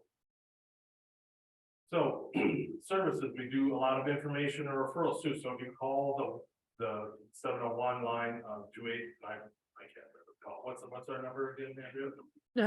I'll give it to you at the very end. But when you call our main hotline here in Bismarck, they will route you to one of our intake members who will get all your information and see how it applies to potential for maybe opening up a case or doing an information referral request. And so if it doesn't quite meet the criteria to say open a case under PABSS or what I do PABSS, then maybe we can just give you the right information and get you into in touch with the individuals that can assist you. So we call those information referrals. So we have a lot of information and they'll be able to steer you in the right direction. Short-term advocacy and technical assistance, that's kind of the bulk of what I do, helping advocate for individuals over short periods of time, which is really like 300 days, I guess, by definition of our textbook. Short-term advocacy. So we continue to advocate for the individuals to make sure they're aware of their rights and assist them in working through the problems that they're experiencing. Legal representation, assistance, it can be provided to protect individuals' civil rights if appropriate. And we'll kind of go into a little bit more about that criteria moving on in this presentation. Systemic advocacy. So we do that to resolve kind of standing issues in the community. If we see a trend of something going on, we call that systemic. So we'll kind of say, I've been seeing a lot of this activity going on and it's really causing a barrier to this or causing a problem for this individual. So we can create kind of a specialized group to go out and maybe change policy if it's appropriate, or maybe introduce something to the legislator to inhibit or catalyze a change in that process. So that's sometimes we get involved in that systemic advocacy as well. Policy work to correct injustices, and then education, training of public and policy makers. So I know I've been talking to Calvin and we were talking about being up at the Capitol the other day, and it's a lot of fun. It gets kind of really exciting when you get to spend some time at the Capitol because you know, Rebecca does a lot of testimony, and I'm sure some of you else, as well as Kelvin, have been there and experiencing that process. To get involved in how our policies are made and our legislative operations work is really exciting, and it's really intimate in North Dakota, so you get to know a lot of people, but we do a lot of bills with PNA, so, and if you're not familiar with that process, let me know, or you're very interested, you can come contact me or Carly, and we'll get you on the list, because my director, Veronica, keeps track of a lot of disability related bills going on, and has a really nice grid that talks about where they are and how they stand, what testimony, who's doing this, and where you're out of the House and the Senate and all that stuff. So really cool stuff to get out there and informed about how our rules and regulations are established through the legislative process. And that's going on right now. So busy place, the Capitol. I encourage you to check out the building. I think it's really beautiful. I have friends that think it's the ugliest Capitol in the world, but I'm like, nah, I really like it. It's very art deco. I think the inside is beautiful, the outside is. Exactly. No, I like the outside too. I used to think it was really boring, but it's just got an inherent beauty. The inside. Yes. is gorgeous. Yeah. But every time, my best friend's girlfriend, she adores the building. She's from Minot. So every time I'm going up there, or every time I come to town, I take a picture and send it to her. And she just sends that like a bully eyes. Check it out. Oh, it's really good. So, our priorities that we vote on each year, again, like I was saying, the top priority, which is really, again, the reason that PNA was established, is abuse, neglect, and exploitation. Under those funding of PABSS, PAIR, and PABSS, and then advocating for individuals with disabilities to be free from harm and mistreatment and to receive quality services. Those quality services individualized, bespoke those individuals' specific needs, and providing protective services when necessary and appropriate. So obviously, safety is key. Unfortunately, that was kind of rampant back in the day, and we think, well, the history, but we don't want history to repeat itself, so that's why we have a system set up. So if you have anybody you think may be experiencing abuse, exploitation, or neglect, you contact in this state protection and advocacy.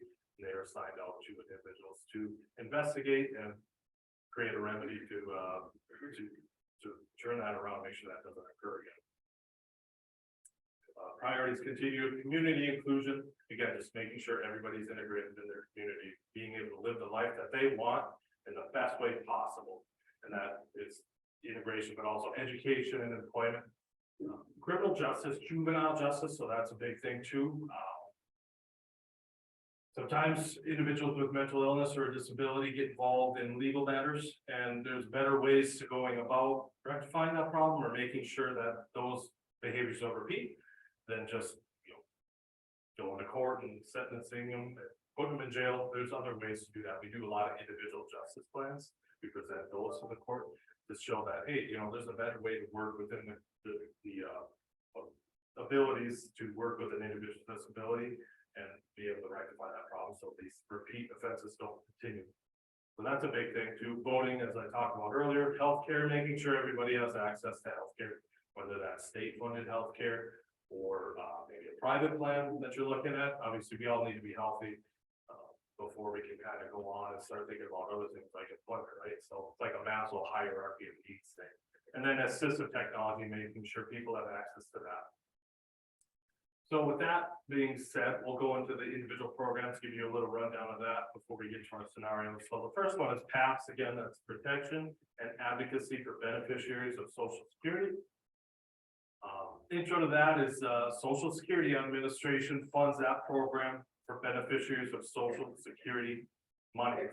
So that's all about Social Security. So we all put away monies when we're employed for maybe eventually be able to draw that out, but also to fund the program for individuals who receive draw benefits from Social Security, their primary source of income. The PABSS program is established in the 57 PNA agencies in every state, the District of Columbia and U.S. territories. So there's 57 around the country. And they have a very specific purpose. It's to provide information and advice about obtaining vocational rehabilitation and employment services, and to provide advocacy for other services that a beneficiary needs to secure, maintain, or regain gainful employment. So it's all about maintaining or regaining or strengthening employment and removing barriers and making sure that people are understanding of their rights and responsibilities when going on and seeking employment in the private, public sector, whatever their choice is, really. So Social Security funds that PABSS program. So to assist eligible individuals, you have to meet certain criteria.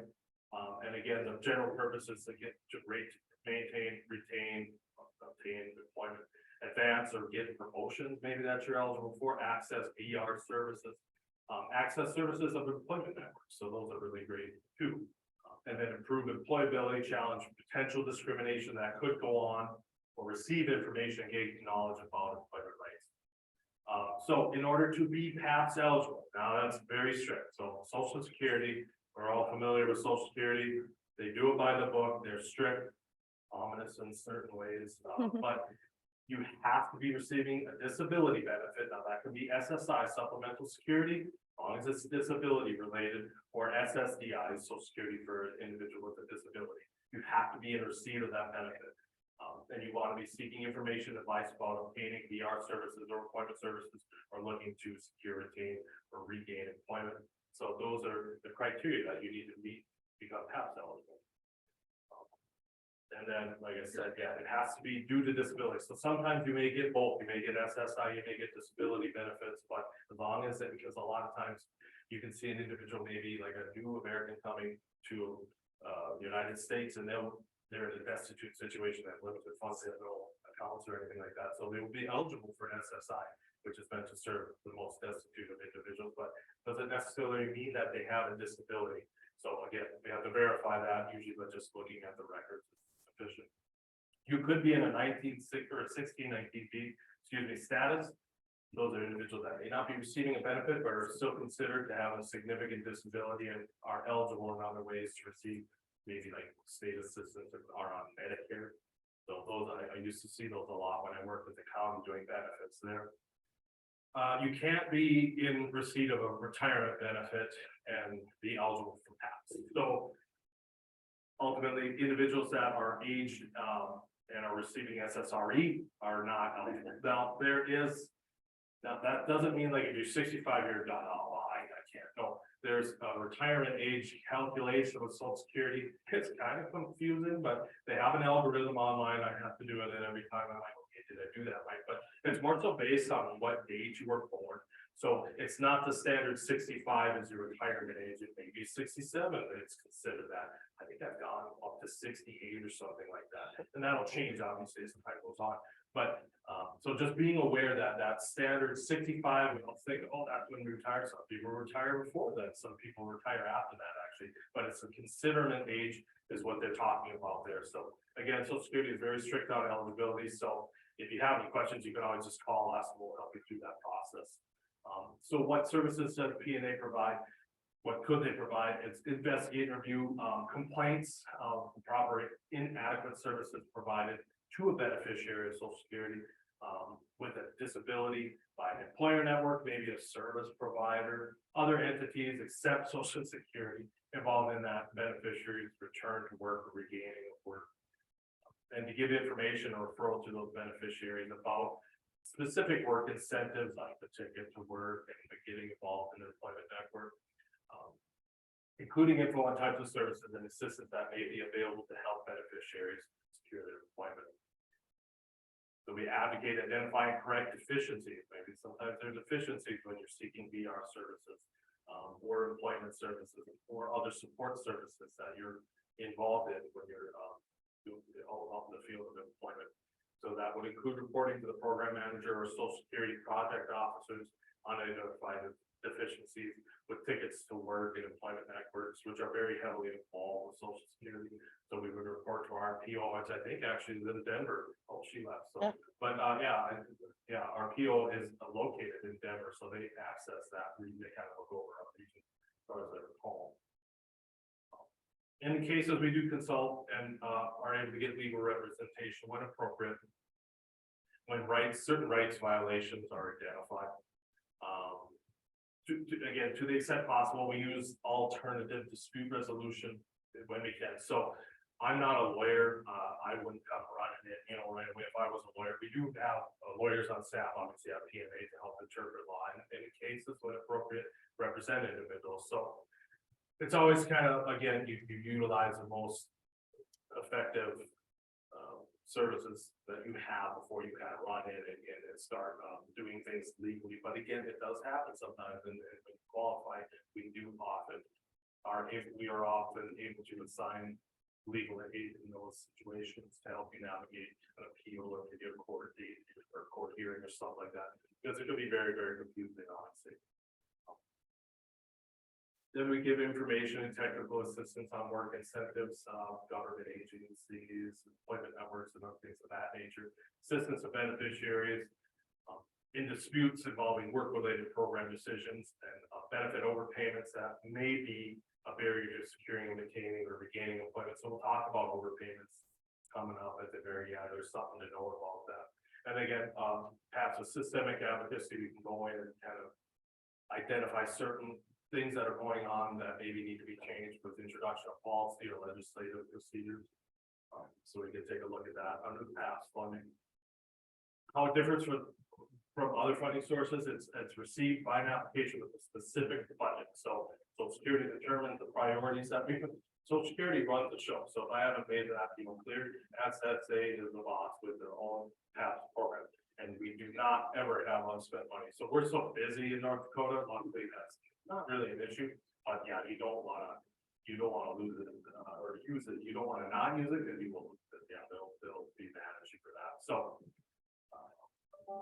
yeah, so it's based on that beneficiary status.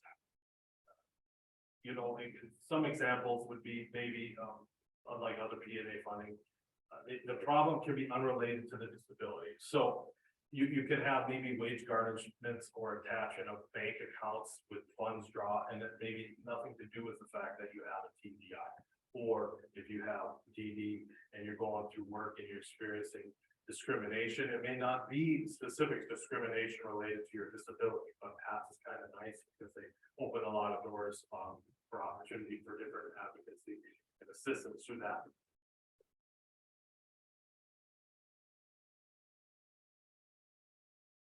Again, yeah, just a little bit about, I'm not going to really go into everything here that I have down. I've got a lot of information. So we do assist with employment discrimination when appropriate. Transition services like Carly and I were talking about, we're on transition boards. Quarterly when we come in, because that's such a key role in making sure that individuals that are looking to go to school or maybe more school or finding a job, get that information early on in their careers. We also assist with both secondary education, getting some information out there under that fund as well. Supported employment is big, making sure you have supports in your workplace. And assisting with medical services when appropriate, because again, you got to be healthy before you think of consider going into that work field, or maybe continuing to do therapy whilst you're searching for a job is key. And then we can also assist you with assistive technical services, the technology available for supports in your job under the PABSS program. So those things are kind of very broad. We can get vehicle modifications, do different things to help you in your job. So, and now and back to the overpayment. So that is kind of a interesting thing. So it's not a priority. So a lot of times we see overpayment, you know, I get it, like Social Security. Yeah, I get overpayments can be really, really horrific to deal with it. See that all the time. So a lot of times it's an information referral. Luckily in North Dakota, we have a really good benefits planner out in Minot, RSI.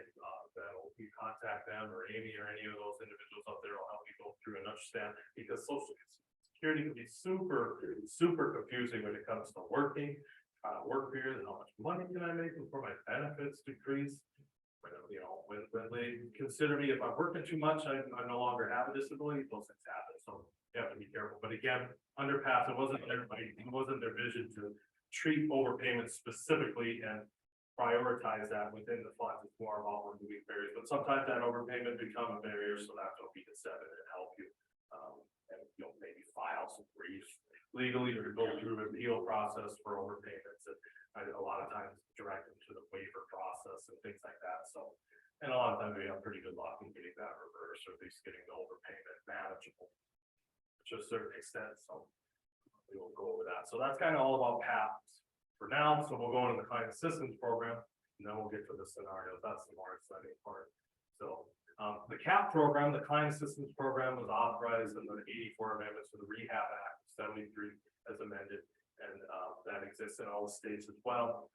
And to protect the rights of individuals with disabilities who are eligible to receive services from programs funded through the Rehab Act. So when you think CAP, think the Rehab Act. The Rehabilitation Act is a driving force for the client assistance program.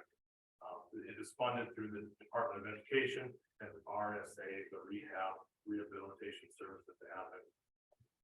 Their vision is individuals with disabilities to live lives like individuals without disabilities, with supports as needed. So just to be able to be included in your community, continue on with the appropriate supports and live the life that you want to live, whether that's working or doing whatever, you deserve to have that opportunity. Provide opportunities for true integration in your community, and then ensure quality services and supports that are meeting your needs to achieve those goals. That's key. Overview is the purpose of the CAP program is to advise and inform applicants and individuals eligible for services and benefits available under that Rehabilitation Act of 73, the Rehab Act, as that was amended also by the Workforce Innovation and Opportunity Act, the WIOA. Probably a lot of us have heard about that, and Title I of the Americans with Disabilities Act of 1988. So again, these are all drivers for this client assistance program. So when you think of PABSS, think of Social Security. When you think of CAP, it's a Rehab Act, WIOA, and 88. And then also includes individuals with disabilities under Section 113 and individuals with disabilities employed at some minimum wage under Section 511 of that Rehab Act. The governor designates the entity in each state. So in our state, designated protection and advocacy. And then in addition to providing assistance and advocacy under that Rehab Act, an agency can provide information on the assistance and benefits of Title I on that ADA, especially those who have traditionally been underserved or underdeserved, I guess, by the Rehab Program Act with respect to services that are directly related to facilitating employment for applicants or eligible individuals. So North Dakota federally funded rehab programs include our state VR offices and then centers for independent living and tribal VR as well. And again, we're kind of independent of the state. We're state employees, but we're independent. Kind of an interesting situation. But if you have any questions, Andrew is an expert on that. Just right. Sorry. CAP's role is to ensure that federally funded state vocational rehabilitation systems and independent living programs support individuals with disabilities to become employed and live independently as envisioned in that Rehab Act. So again, that's the driver. Rehab Act is created to make sure individuals can go and be included in the communities and live the lives that they want to live, whether that's working or not, and then be able to provide themselves and be free of constraints that are inhibitory to their way of life. So there are also other things you can do under the Ticket to Work Act and Work Incentive Improvement Act of 1999. The CAP Client Assistance Program plays a role in that as well. They do state rehab planning too. We have councils that we sit in on and influence and advise as far as like legislative sessions and all that stuff as well. So continuing on, this is the eligibility for that. So there's a criteria that you have to meet for a client assistance program by PABSS. You have to be an eligible beneficiary of Social Security benefits. For CAP, you have to wish to receive, or have been in receipt in the last 30 days services from North Dakota Folk Rehab, Tribal 121, so Tribal VR is what we call it usually, or a Center for Independent Living, which would be like Dakota Center for Independent Living. It's free of budgeted for places, independent. And we have options up in where we're at. So, and you have to not be satisfied with those services that you are receiving, or you have to have been denied those services to be CAP eligible. So if you check those two boxes, then I can say, hey, yeah, let's open up the case. What's the problem? We'll figure it out and hopefully go in and fix it. So we do information and referral services well under CAP. We do advocacy services, so that could be advisory and interpretational. So a lot of times I come in and maybe it's hard to read law and POMS and all these things set forth by state, century code or POMS when it comes to VR. So a lot of times it's just rereading things and helping to research and interpret those laws and how it applies to an individual. We do mediation and negotiation, admin stuff. So if you want to do an informal review of like a VR case, we can help you with that. And then appeals formally with the VR within the VR services or maybe a center related, but it's more so applicable to VR. We can help guide you through that process because it is a process that you have to follow. And then we again, if appropriate, offer legal services in that situation. And we do systemic advocacy as well. So again, inform what we do, we inform, advise, help you understand available services and benefits that vocational rehabilitation services should be providing you.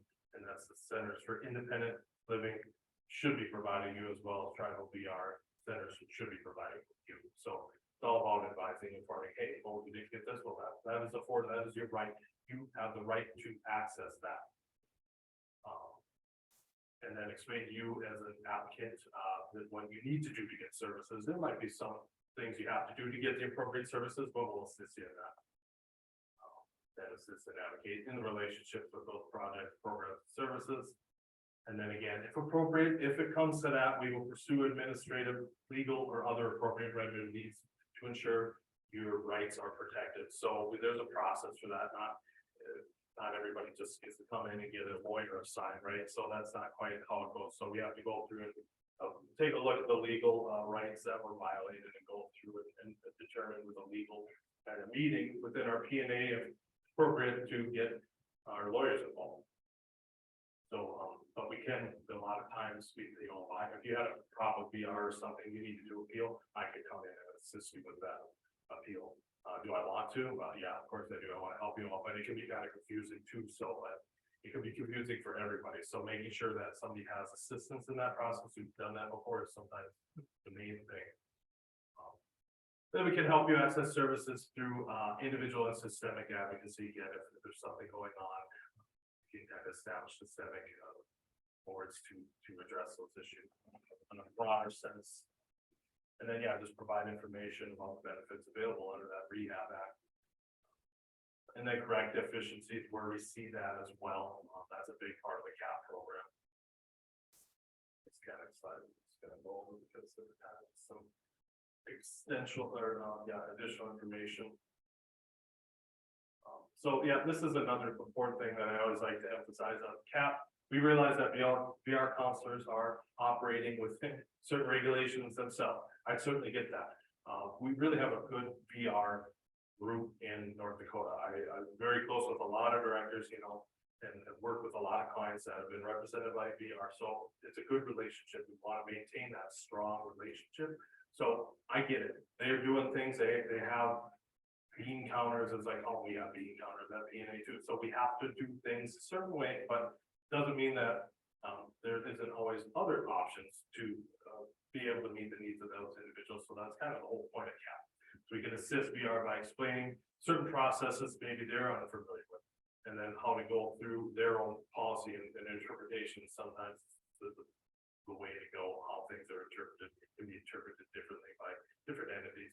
Getting people on the same page, just making sure that cooperation is the key. So again, VR in this state is very good. So I'm very proud of the VR options that are offered in this state. So it's just about strengthening these communications and becoming a team as a whole towards a one goal, obviously, serving our clients. So with that being said, that's kind of the boring stuff. Sorry, that takes a long time. But this is kind of more exciting stuff. These are the real life situations. So a lot of times I come in and speak to the program, and I've only been at PNA for 4 years or something like that. So I'm still kind of gaining my wings too. But I come and explain the specifics of the program, and people be like, "Oh, so what is it you really do?"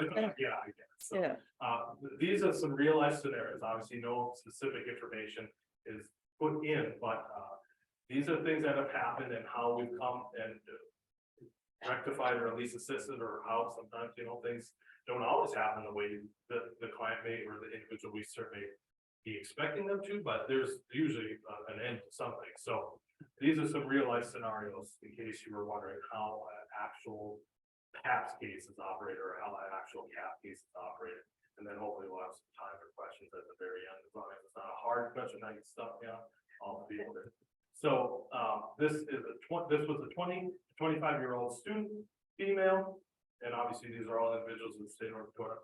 Program was CAP. So this individual came to PNA to receive assistance in working with Tribal VR to realize her goal of obtaining a degree from college where she was going to school. Tribal VR had been funding post-secondary school tuition as well as some living expenses and books, as they usually do. This individual has experienced significant communication lapses and issues with that office and its director. So the individual had come to us requesting help rebuilding that communication. They had been receiving funding from Tribal VR prior to when they came to PNA. But at that time, they were in suspension of funding due to the grades. They were not quite where they wanted them to be, at least that's what Tribal VR said.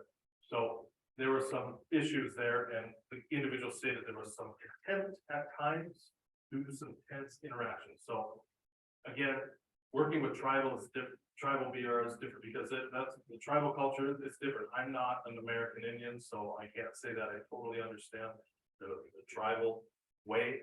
But being a wonderful state of North Dakota, it has huge history, right? Obviously, tribal was here before I was here, that's for sure. So they have great roots established, and it's important to understand that things are a little different. So elder respect is key. And so that, I don't think that was really going on there, or at least that's how this individual was thinking, that the worst person was working at the VR office was seeing it. So understanding that goes a long way into being able to assist in this case specifically. So this is one of my first tribal cases too, actually. So it was a good way to get started. So what we did, we assisted that individual in reestablishing and maintaining contact with the VR office, which allowed her to receive updates on her IEP, that's the individual employment plan. Those are what the plans are established by VR offices in order to get you to take your goal of employment, kind of a employment achieving blueprint, and reestablish goals within that VR requirement. We were also able to assist the client in contacting and obtaining services from the local state VR office. So that's important as well. You can go to Tribal VR and get services, and you can actually go to your local like VR. So say if you were getting tribal service, you could go to Devil's Lake and get services also from that VR office, as long as they don't overlap. They can't be the same service, so they have to kind of supplement each other. You can't double dip. But again, I said, hey, you got a great office out of Devil's Lake, go check them out. Maybe sometimes it just offers a different way of thinking and a different, and they really appreciate that because they were able to kind of supplement her learning experience. So yeah, so where she was able to get those services. We assisted that individual in obtaining necessary documentation and class requirements needed to maintain that eligibility for her VR services. The individual was able to reestablish the productive communication with the tribal office, as well as initiate and establish new supports with their local VR office. So we kind of went in, had a conversation, got everybody to come to an understanding, and just kind of remended that communication, which was kind of the key. If you ever hear Russ Cusack, he's a former VR director who goes around, does outreach for a lot of us in this area and around the whole state. That's his thing, it's a communication, which is kind of relevant to all aspects of life, right? So great communication is key to success, and no different in those situations. So going on, a 65 to 70-year-old female under the CAP program is when she was served, with. This individual came to us as she had received a letter from a CIL, a Center for Independent Living, saying they couldn't serve her anymore. So she got really upset about that. The individual worked with that CIL for a long time with a bunch of different issues that she had, but then she kind of got a letter saying, hey, we can't help you out anymore. So she had been experiencing multiple issues with her healthcare provider, transportation, friends in her community, rep pay services, kind of a whole boat. And she said that still would not assist her on with those issues. So she become, understandably frustrated because she said she had a really good relationship with them in the past. And she felt like her rights were being violated and denied by them refusing to offer services anymore. So those are the issues that she was going through. So what we did again was reestablish by contacting the SIL, getting a reestablished communication line between her and that set up her independent living in her town. And then there was also another SIL, the same agency in a kind of a neighboring close by town. So I said, hey, you don't just have to go here in your hometown. You could also, since it's a short trip, go here. And it's the same people. And they said they would serve you. So we kind of looked into that. They said, yeah, that's fine. Again, sometimes a change of scenery is everything. So she was able to successfully speak and receive assistance from a contact at that city SIL location regarding getting legal aid from the local legal service branch too. The city she lived in was small, so they didn't have a legal aid, but the bigger city where the other SIL was did. So I said, hey, you can go there and get legal services involved if you seemingly feel like you were inclined to do that. The individual is given many references to other agencies in that account. And then for mental health services and labor-related services, she was offered other alternatives to services in her area to help with their mental health and labor-related services that she constantly had questions about health providers and everything like that.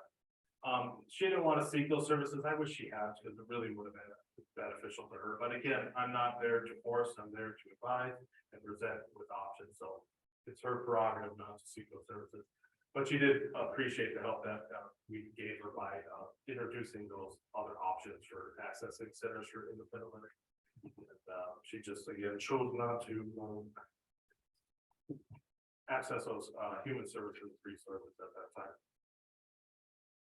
Number 3, can everybody still hear me online? We're still good? Yep.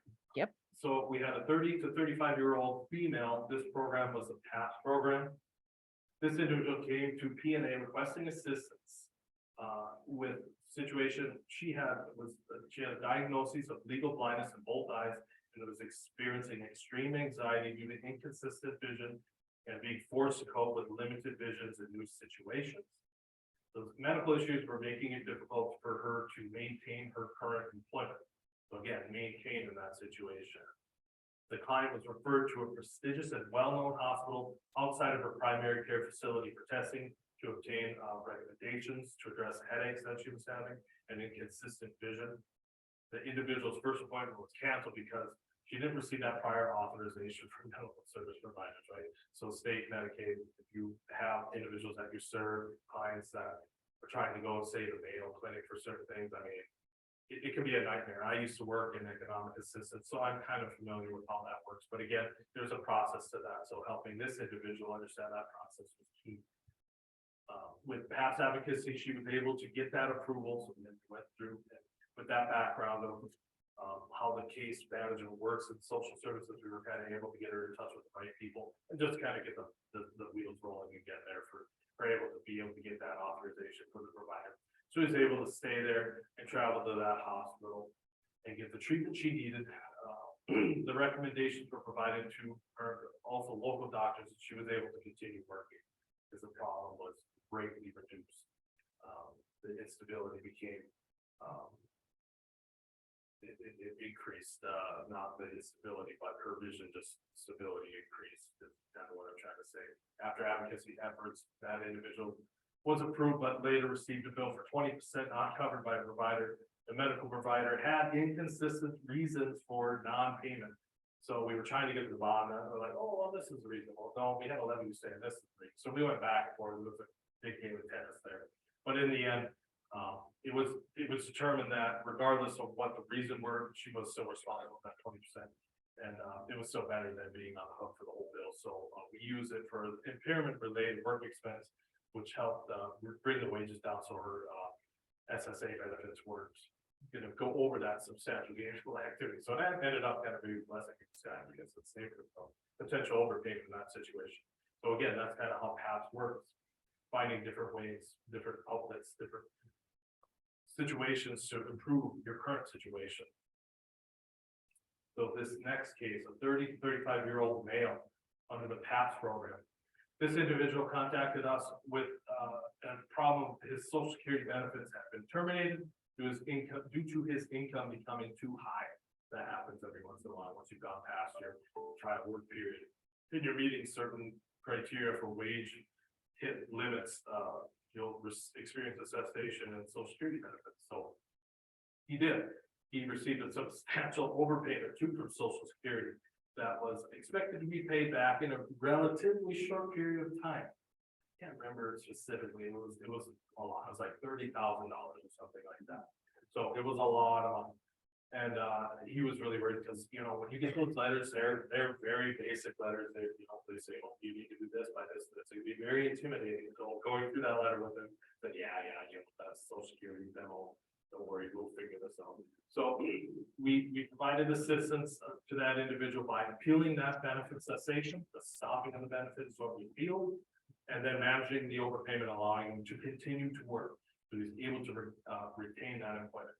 So we took a look at those documents, and there were a lot of documents from Social Security.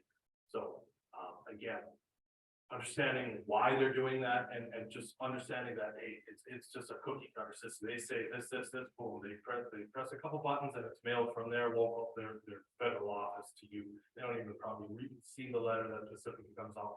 It's all kind of just a pin, you know, lever system that basically they tell the letter, but they don't necessarily, it's a very generic letter is what you get actually from Social Security. So just helping them understand that, put them at great ease. We talked about that overpayment, research the relevant issues to include a request for consideration in that situation, a waiver of overpayment, and subsidies and medical deductions that can be used to reduce the overpayment. The information was discussed with that individual, and he was advised to communicate with Social Security and provide all requested documentation. Again, transparency is key. Not like they're coming to us to help them hide stuff from Social Security. I'm not going to do that. Obviously, you know, I'm not going to facilitate that. But there are different ways that, hey, no, well, this is what you want. This is what they're asking for. Let's get them this information because it will be beneficial to you in the long run. Because working with them does help. The client was given contact information for benefits planner, that was RSI, who assisted that individual in addressing claim of payment. That provider assisted the client with employer contacts to address the work subsidy issue as well. And the individual was notified by Social Security indicating that upon an informal reconsideration return, it was determined that he did not owe any back pay. And that his benefits were reinstated retroactive to the date that they were stopped. So if he wouldn't have done anything, if he would have just kind of let it go, he would have had that overpayment. But with understanding of the work-related deductions and everything, brought him down below that SBA. And Social Security's like, okay, yeah, that's cool. We didn't know you had these medical things going on, so we could take that off. By the way, you don't have an overpayment, so that was awesome. It was a huge relief to him, as you can imagine. So 5, rolling along here, 40 to 45-year-old male. Program is PABSS. He was in receipt of SSDI benefits that have been supported by local developmental disability provider. That individual had been working there for a long time. He worked a consistent number of hours in a consistent weekly schedule, which would fit him, and was supported by a job coach from his provider. The times and hours of support changed due to a new payment system in that provider. And by changes that were instituted by the DD Employment Services at that time, that individual's performance at work deteriorated because without that job coach as his support, he wasn't able to get his tasks done. So what we did was inform that individual of his right to have reasonable accommodations provided by that employer. We also discussed natural support. So those supports that occur naturally in your work environment, able to beyond like that of a work coach. And he got a better feel for those natural supports, and that allowed him to complete his task more efficiently and quicker. We work with that individual's provider on seeking alternative funding to increase those job coaches' hours, so we were able to go to a different source, get the payments for a job coach. The job coach was able to come back. They also negotiated some ability to allow the employer to pay for additional time that the individual needed to complete tasks. He just needed more time to do his job. So that individual's provider was willing to change times for the job coach to support him and assist him in staying on track for task completion. So that was another good one. Sorry to rush through these. It always happens. I run out of time. They talk so long and that's boring stuff at the beginning. I'll get better at that. But 25 to 30-year-old female student Pat. This individual was expelled from the college she was at because she was repeatedly violating their code of conduct and violating her behavior content. I know when we say behavior and student code in college, yeah, we all have to roll our eyes with it, right? Because college is college, right? But again, this is a specific college that had these contracts in place. So that individual was seeking P&A assistance. getting the expulsion removed from her education records, as she felt it would create a barrier for her going on and to continue education. She kind of was done with that college at that time. Left amicably, but just didn't want that expulsion on her record because she understood that trying to go to a new college could maybe be a barrier. So we investigated that expulsion, determined what occurred, and we scheduled a meeting with that personnel. The individual been trying to reach out for help at that counseling center. She was having the health crisis at that time. So admin didn't understand, they didn't know that. So we helped communicate that to make sure that everybody was on the same page. Ultimately, that individual was expelled for that behavior related to her mental health. But we discussed the option of removing the expulsion from her record. That she planned to register ongoing education at a college within that state. The personnel asserted that the other college would not access that information to kind of apply for school at that other institution, who asked on a form whether or not she had been expelled from college or past advocacy. Through that advocacy, the expulsion was changed to a medical withdrawal. So we were able to get her in a new college with just our college, didn't look as bad as with expulsion. So 35 to 45-year-old female student, client assistance program. This individual requested PNA assistance working with VR to obtain funding to facilitate a return to post-secondary school. This individual had gone to VR on their own, was not receiving any current services from them, and they hadn't been in communication in a long time, so she lapsed in communication. So we got that restarted. VR not updated her IV to correlate to her current goal either. We were able to help go that along. That individual, we felt that VR just wasn't doing anything for her, pointing her in the way she wanted to go. She's like, they want me to do this. I want to do this. I'm like, well, it's your job. It's your life.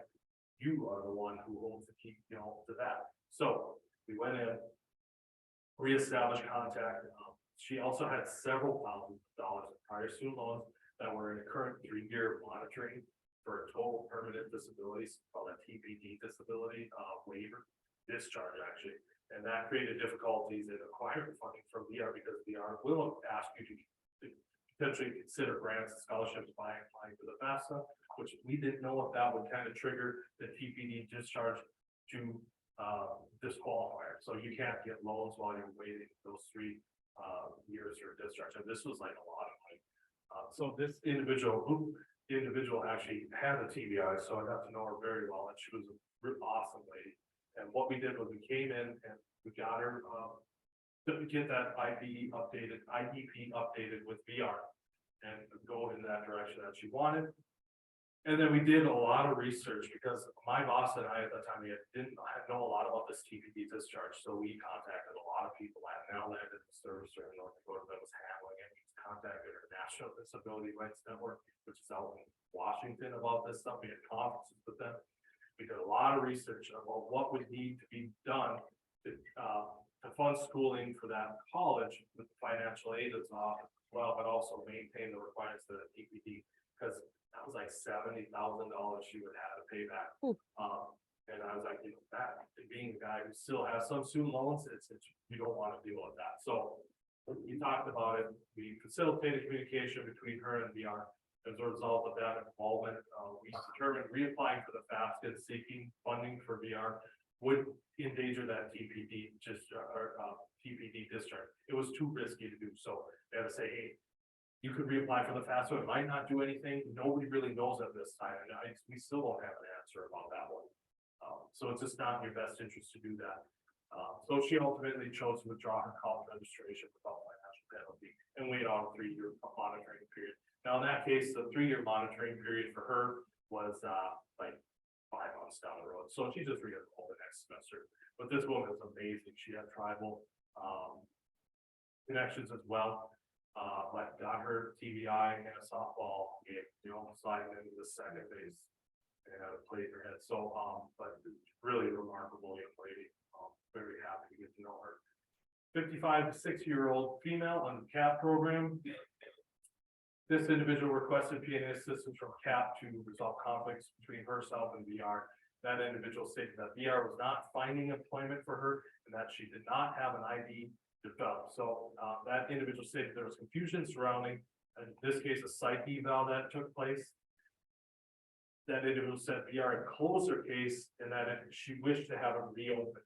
The individual wanted to resolve that conflict and continue to receive the VR support that she was, in rights of receiving as an individual who wants to find a job. VR though was adamant that the individual is not in condition to work, and as a result, that's why they closed their case. They maintained that psych eval supported the closure and for failure to be released for work. So how bad is that when you go in and get a psych eval from an institution and they use that against you to close your case, saying you're not ready for work? Well, sorry VR, love you, but the thing is, that's your job to get that individual prepared mentally, physically for work. That's rehabilitation for employment. So it's kind of just interesting how that works, but I've seen that happen more often than once, unfortunately, but it's always been rectified. We did repeated events, attempts to make that dispute go away, but to no avail. They weren't willing to change that position. They offered its legal line of PNA was able to offer its legal services. In this case, it did support a rights violation to file an appeal with VR and then to represent that individual at that hearing. We did relevant material research, got all the docs and did everything, and we got her ready and prepared for testimony. So that hearing did commence with an ALJ, and it was completed with PNA providing services for post-hearing related matters. So you have the trial kind of with an administrative law judge on the phone. They present, you present, all that stuff. And we had one of our legal, obviously I'm not a lawyer, so it was my boss at that time that did this one. That ALJ ruled in favor of the client, citing a single psych eval is not sufficient to arbitrarily close the case, as it is not clear and convincing evidence that individual's VR case reopened with appropriate services set to resume. So that individual was able to have her case transferred to another regional office. It's obviously kind of has that, well, she just wanted a new counsel, which is understandable. It actually worked out for everybody that happened. So that was a case where we did get people involved and resolve that issue. With an interesting note too, since her case was closed, there was, when you have an appeal process in place, it's VR is required to continue providing those services that they haven't already closed the case. So she kind of got unlucky there. They had already closed the case, so she couldn't continue to receive the service. It kind of put in place. So that's it. So these are the resources that I went over. So check out all this stuff. You have access to this on the website. Yep. I don't think we have any time for questions. Does anybody in the room have any? Anybody have questions? None online that I see. I wanted to ask you, and I think it'd be good for everyone to hear, sorry. So I had a client that I did an IJP with, so an individual justice plan, and I worked with PNA. And then she kind of panicked when you guys sent out that like case closed. Like, can you explain how you guys like open and close? Like it's not that you like won't work with them again, right? So can you kind of explain that from your perspective? Like, yes, they do. They do. Yes. Yeah. I was as bad as Social Security. I pressed the button, they came printed out here in Bismarck, flew to the client, like, what do you mean to close my case? I'm like, this was, I didn't get approved on the 30th day. So letters are scary. So, and the nice thing about letters is they just give you something to have physically, but also a record of maybe an action that you made if you need to appeal an action or something like that. So just like every other program, we have to send out letters. And basically informing you that, hey, your case is going to close. I know all, like Andrea and I, you try to contact and work with those individuals, say, hey, by the way, your case, we resolved this issue. Are you good? Is there, you think it's good? It's not, and sometimes it's a safety net for individuals. So they get so used to, and obviously, like Andrea's awesome, her clients never wanted to close. And that's what happened with Mary Anderson. She didn't want to lose Mary. Mary is awesome. Even though, she works at Fargo, she's still awesome. Yeah. Me, they can't leave. They're like, oh, she hasn't closed the case. No, but it's a safety net thing. So they just like, oh, adverse is no. And what we try to reiterate is, hey, no, it's not necessarily that, yes, this specific incident is going to close, just kind of a formality. Okay. You need to send a letter to tell you, because we can't, like I said, we get yelled at if our cases are open more than like a couple 100 days, and if it, right, I don't, we need that, but other advocates, but that affects our funding and how the program and ability to go on to other things. So we have to keep cases closed, but the important thing there is to say, making sure that the communication, because if we misunderstood something, maybe that individual's like, oh no, this IJP, we want to add something, or there's something that needs to be augmented. Well, then I mean, oh no, we'll keep it open, we'll fix that, we're used car dealers at that point, we want to make sure you are 100% satisfied with your services before we close that specific case. If all criteria has been met and there isn't any need to continue opening, they're keeping that case open, we will close it. But be aware, you could always go back. I said, don't worry about it. I said, I have to call the individuals first. I say, hey, if this is gonna close, just making sure that everything was rectified. But if you have another problem, if you have any other problem, I am always here. Andrea's always here. PNA is always here. So I personally give out my card and I say, call me, email me anytime. If we need to go through the criteria, we'll reopen another case. You like you never left. So that's the main thing. Understand? Thank you. Yes, we have to send letters. Yep. We have to keep it official. Our regs dictate that. But again, we're always. Yeah, exactly. We can always open up a new case. Yeah, so if it qualifies, or at least call us and chat, we'll give you information of approval. So Awesome. Thanks, Nick. not to worry. So thank you all. Thanks again. Thank Yeah. you.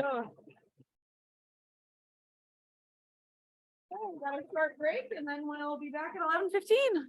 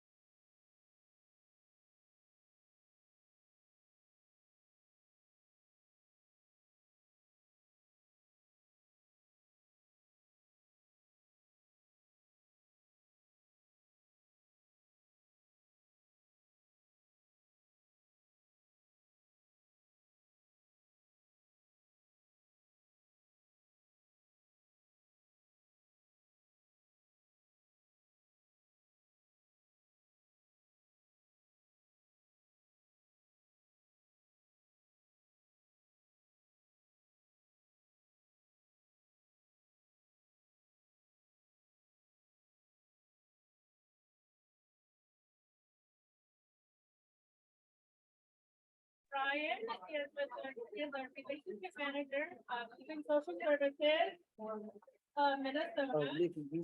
Yeah, I'll just, yeah. y'all ready? Can you hear me? All right. I can just do it too. Hi, everyone. Yeah. You want to come back to your seat? Okay. Good job, Nikki. All right, as Nikki said, I am Ryan Boosinger, Senior Relationship Manager for our Lutheran Social Service of Minnesota, which also operates in North Dakota. Our Lutheran Social Service does a lot. I represent our food trust services, our guardianship and conservatorship services, and our supported decision-making services, which is incorporative of power of attorney, healthcare agents, healthcare directives, and personal rep of the estate. But today I'm here to talk about trusts. Something about me is I'm very much an extrovert, and I operate better when this is a conversation. I think it gets people more engaged. So if there is a question, don't be afraid to ask. Where are my extroverts? Perfect. Okay. All right. So I think that what I'll do is I'm going to talk about what I'm going to talk about, and then I'm going to talk about it again with the PowerPoint. So who's familiar with trusts? All right, what is a trust?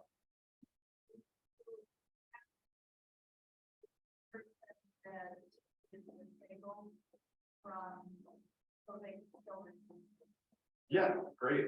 So yes, a higher level, a trust is just a way to protect your assets. It's a way to kind of hide away. So typically you'll see trusts in more of a people who are very well off, right? Where you can't start a trust without having at least a minimum starting balance of $500,000, $1 million.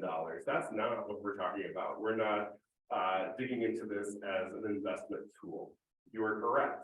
This is a way for persons who have a disability status to maintain their benefits by circumventing the potential loss of benefits due to going above an asset limit.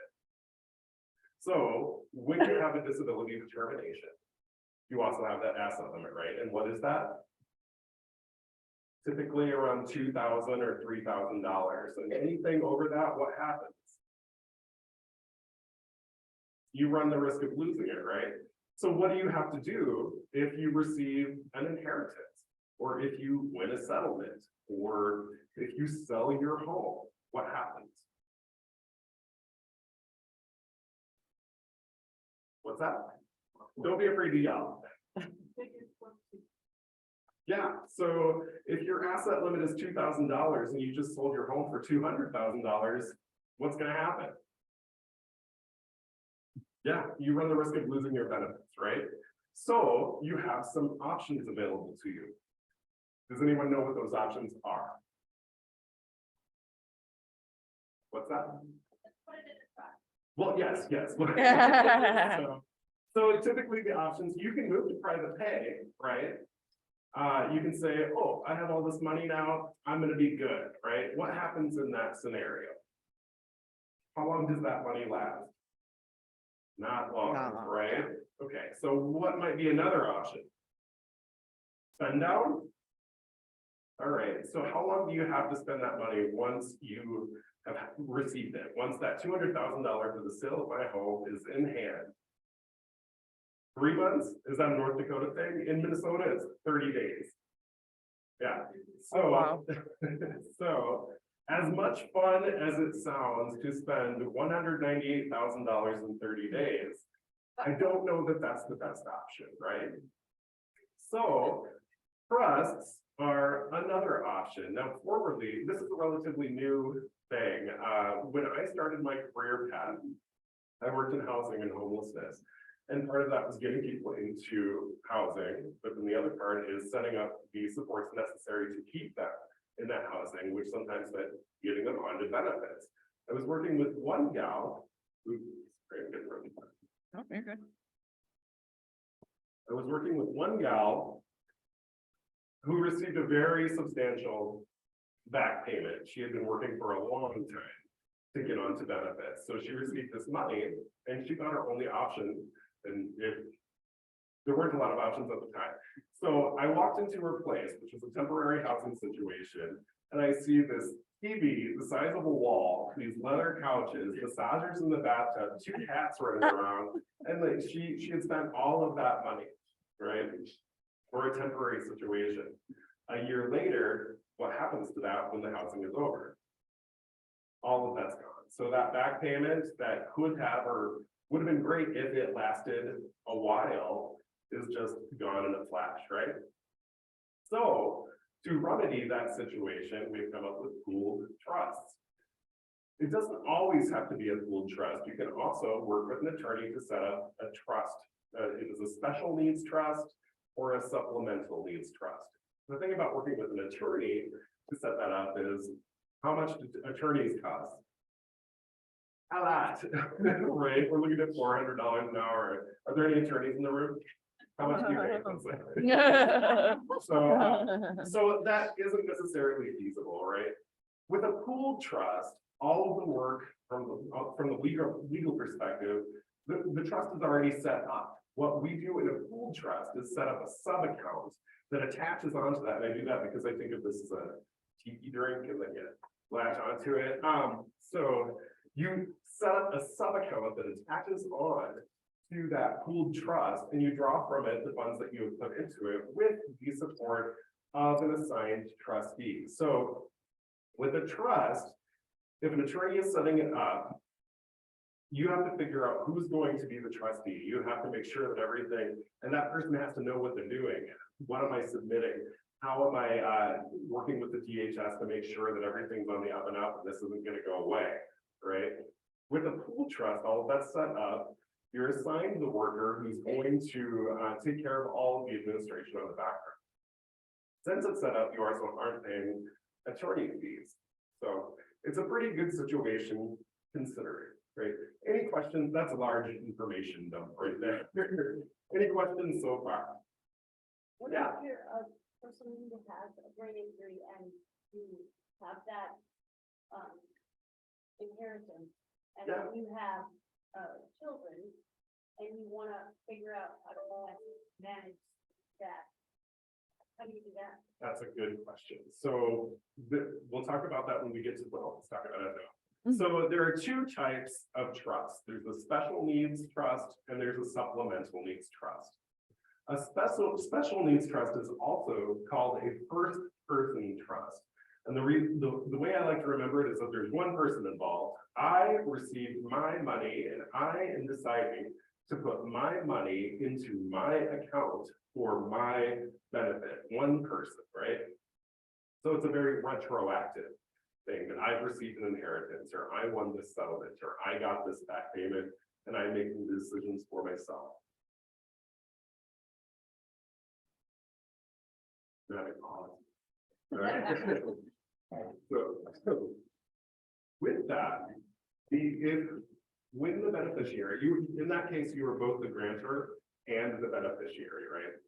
Unfortunately, with that, when you pass away, the state gets first claim to that. They claim back that which has been put into them over their lifetime. So depending on how long you've been on benefits, there might not be anything left. And that's just an unfortunate side of that. The other kind is a supplemental needs trust or supplemental needs pooled trust.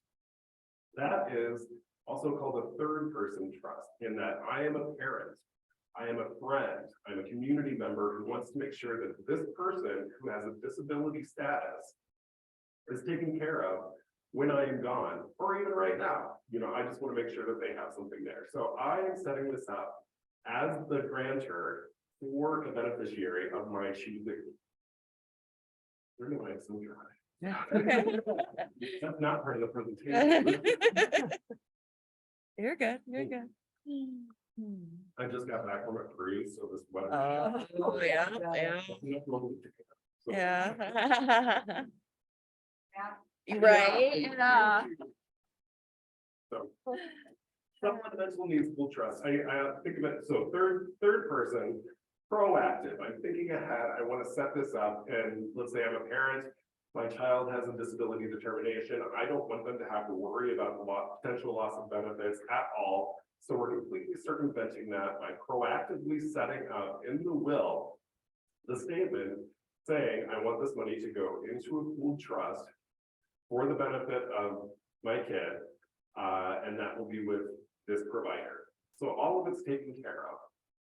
Typically, that will require a seed amount that just sits there, like $1,000, it just sits there in the account. And there's usually a fee attached to just setting it up, but then that just sits there and waits to catch. The benefit, a benefit of being proactive is that the state doesn't get that money upon the passing of the beneficiary. That can stay in the family. You've set this up, or the parents have set this up. So we know what the next in line is. So unfortunately, if you're in a situation where you, as an adult, come into a situation where you now have a disability determination, right? And you receive a large back payment because it took years to figure out that, one, we needed to get on disability, and two, getting on to disability. So that those years of back payment give you a pretty healthy check.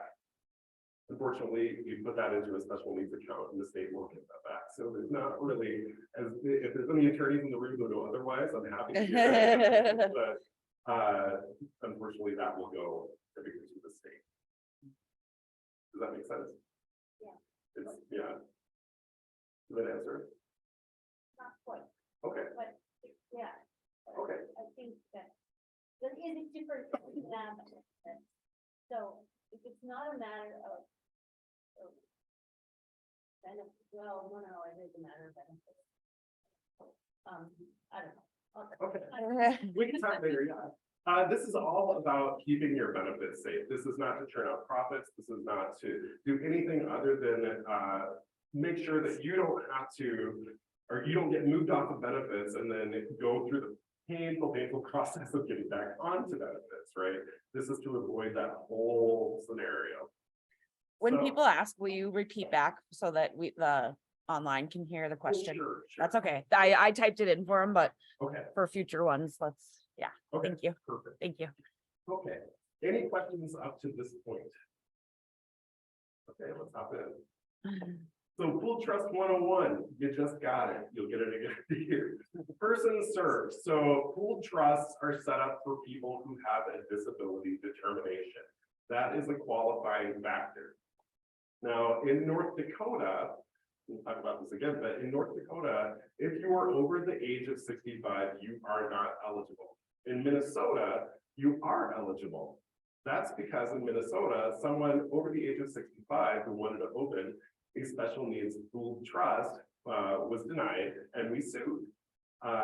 LSS was able to change the law. I am looking for that special someone in North Dakota to help us change the law. So if you or someone you know is working with someone who is over the age of 65 and finds himself in this situation, question. Yeah, well, like my mom, she lives in Minnesota, she's over 65, she had a stroke when she was 65. And she's been fighting with different types of benefits that could happen. And I mean, she still lives in her own house and all that good stuff, but she's really technically she's not in her house by herself, but she can't get any kind of service. So is there any way like services would be able to help her or a way to push her somewhere? Sure. So the question is, we have a mother who is over the age of 65 and she's having a heck of a time figuring out benefits. Did she receive a large chunk of change? No, but she owns her house and her house is. Is she allowed to live or to have a home for her benefit? Good. I wouldn't know why. She would. Okay.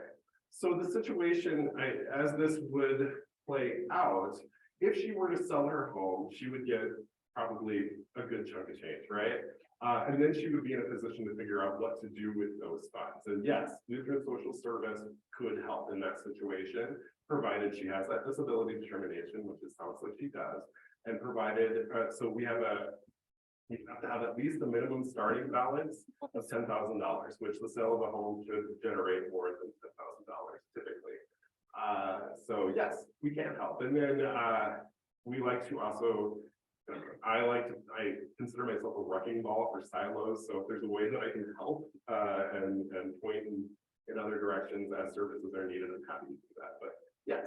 So online, they're wondering online, do the pool trusts have to be in the United States? Like if it's a Canadian trustee, can she do that? That's a great question. I do not know. Okay.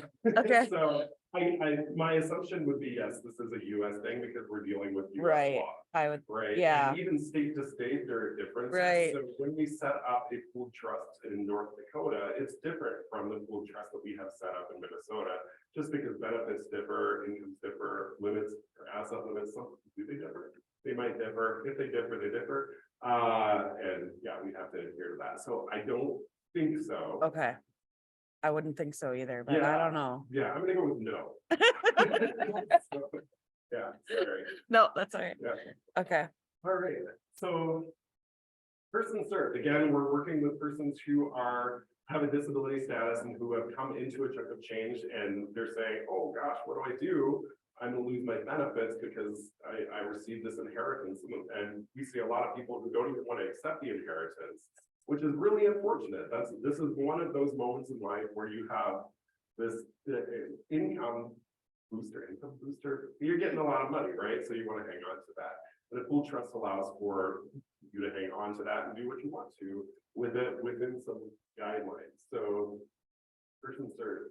We're also going to talk about able accounts, although you do not have able accounts here in North Dakota. That doesn't, We did. do you? I thought we did. No? Okay. Maybe not. I don't Do know. you have an able account? Anyone else? Okay, per my research, you do not, however. Okay, sorry. You can get them from other states. You can set them up in other states. So you have access to them, Okay, but in North Dakota, you do not have them. okay, Does that make sense? yes. Okay. And I know much less about able accounts because we do not offer them, although it's a great alternative in certain situations. So I like to talk about it. And then we're going to cover some real life scenarios. If you have some real life scenarios, I would be happy to chat about them. Ooh. All right, so I consider myself kind of a connector of dots in the community, you know, as a senior relationship manager. I'm just telling people how to, or where to go, how to access services, you know, how can you best be helped, right? So when my goal is to get this information into the minds of those who are hearing these conversations rather than the end user, right?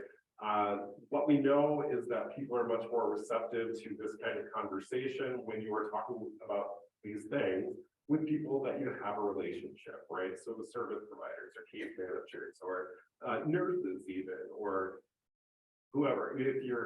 If you as a nurse have that information in your head and someone says, hey, I'm afraid I'm going to lose my benefits, then, oh, hey, Lutheran Social Service, call this guy, talk to Ryan, he's great. I hope. So what should I be listening?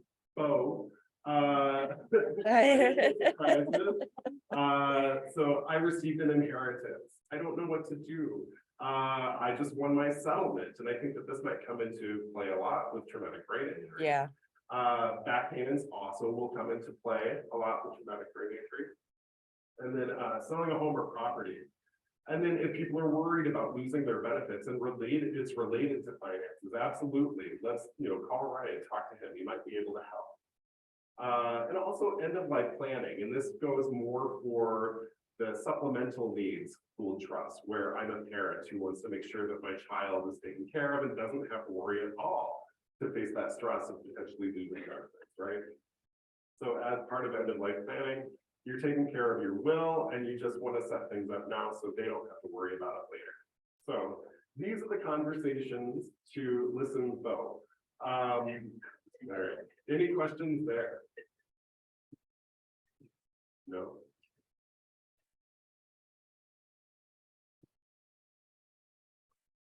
So, so again, what is a trust?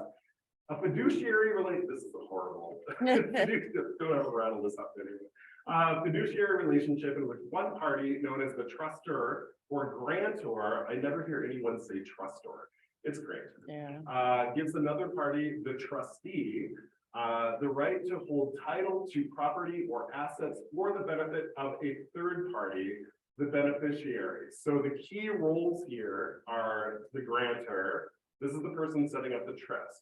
So supplemental needs, that's the parent or the friend or the community member.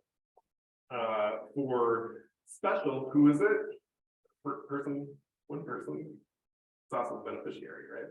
So the trustee, who is that? We haven't really The talked people about that. involved, like the other, right? No. The trustee is kind of the gatekeeper to those funds. So with a pooled trust, that is someone that's assigned to act as the gatekeeper to kind of buffer between that spending. So the trustee, if I'm the beneficiary, I'm calling and spring better be around the corner. So spring's here, I need to get some hot summer gear because it's right here.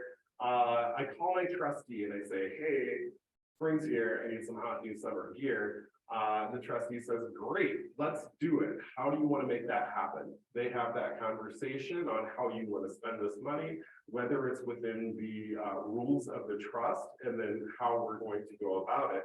Whether are you comfortable going out in public, or do you want us to order you something on Amazon? How do you want to do this?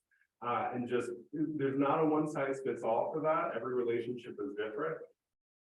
So the trustee is the person that provides that kind of buffering to the spending, and they're the one that provides all the admin work and the background of that. So you go out and you buy your hot new summer gear, and then you don't have to do anything other than enjoy it, right? So they submit all the receipts, they make sure that everything's taken care of with the Department of Human Services, and you're good to go. Does that make sense to everyone? Okay. Beneficiary, who's that? Person. The person who's receiving money. So, all right. Any questions about this? I'll backtrack. So again, we're talking about pooled trust here. With a pooled trust, the trustee is assigned. If you have worked with an attorney to set up an individual trust, you have to figure out who that is. Now, there are pros and cons there, that if you set up an individual trust, the trustee, and it's your sister or whoever, you're kind of running that risk of, oh, now my sister is the gatekeeper for the money, and I have to make sure I work with her to get my clothes, and it just kind of blends relationships. Some people, that works great. Other people, not so much. So that's just a pro and con there. Another thing to think about is with typical trusts, sometimes people will put a house into a trust. Sometimes people will put assets that aren't just liquidated. It's not just money, right? Pool trust can't really operate with that. If a house is in a trust, that means that LSS, in our case, would have to be making sure that that home is completely taken care of and everything's fine, and we just don't have that capacity. So that's generally, if you were trying to put a house into there, or an IRA or stocks or anything like that, that isn't just cash, we can't really do that. You would have to liquidate. Now, an attorney would be able to set up an individual trust potentially, if CIS wants to help out like that, but just something to think about with that. All right, why set up a trust? So I'm gonna reach out here. Why do you set up a trust? Protect your money or protect your. The answers are right here. Yeah. Right on. This is generally thought of as a tool for the wealthy to get wealthier. That again, that's not what we're talking about. We aren't starting with $500,000 $1 million, and we aren't looking at high yield investment. We aren't doing that. With LSS, we are extremely conservative. There are returns on that they go directly back into the trust, and that's what helps us keep the costs low for that. So I get a lot of questions around, how much money am I going to make from this? Well, the answer is none. So, but you do get to hang on to your money. So, provides legal protection for trusters' assets. Again, you are protecting those benefits because those funds are no longer yours. They're owned and operated by Lutheran Social Service. You have the ability to attach onto that sub-account or attach onto that trust with a sub-account and draw from it what you have put into it. This also assures that the assets are distributed according to the wishes of the grantor. And this is more specific to the supplemental needs. If the parent says, I only want this to be used for that, that's what we listen to, right? We also have to be very careful with red flags. We had one situation where, a parent wanted their daughter who had a disability determination, that's what they were setting this up for. Upon their passing, the daughter is expected to move in with her sister. The funds in the pooled trust are expected to go toward the sister so the sister can remodel her home, which is like, well, what's that? That's not specifically for that. It kind of sounds bawdy, right? But the reason for the remodeling is so the person with the disability determination could have space to herself. So without hearing all of that, that would raise a huge red flags. In hearing that and having that written out, we say, well, this is weird. Let me check the books. Look at that. Oh, okay, this is all on the up and up, right? So we make sure that everything is taken care of proactively. All right. In this case, it's making sure that legal guidelines are met in order to avoid the loss of benefits, also to protect the beneficiaries. So, any questions there?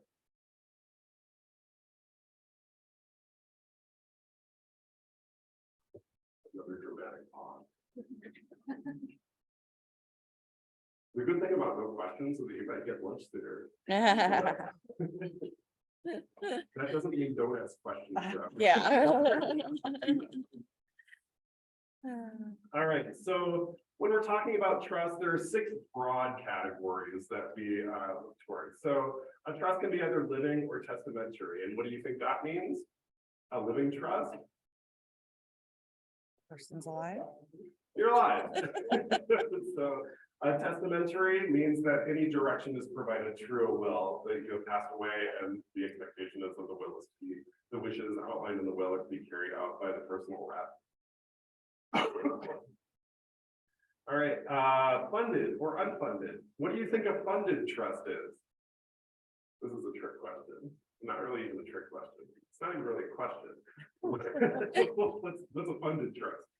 The trust that is funded. All right, an unfunded trust? Not funded. So the unfunded would be more specific to the supplemental needs pool trust, where you're just kind of waiting. You know, you've seeded the account and you're waiting to pass away, and then based on the will, the money flows into that account.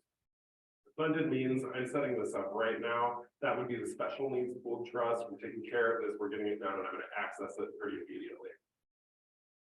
Revocable or irrevocable, and this is a more important one. So hang on to this.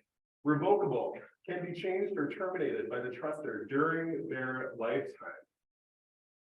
You can't do that with special needs or supplemental needs. Once it's done, meaning it's irrevocable. Once those funds are in the bucket, you can only pull them out with the trustee. You can't say, I don't want to do this anymore, and then take it out and then put it somewhere else. You can't do that. So once you sign that contract and once it is submitted, it's in. Does that make sense? Good. All right. So where's the pool? So again, the pool refers to everybody in this situation putting their money in the same bucket, right? We're pooling our resources, and that's what generates the income to help keep costs low.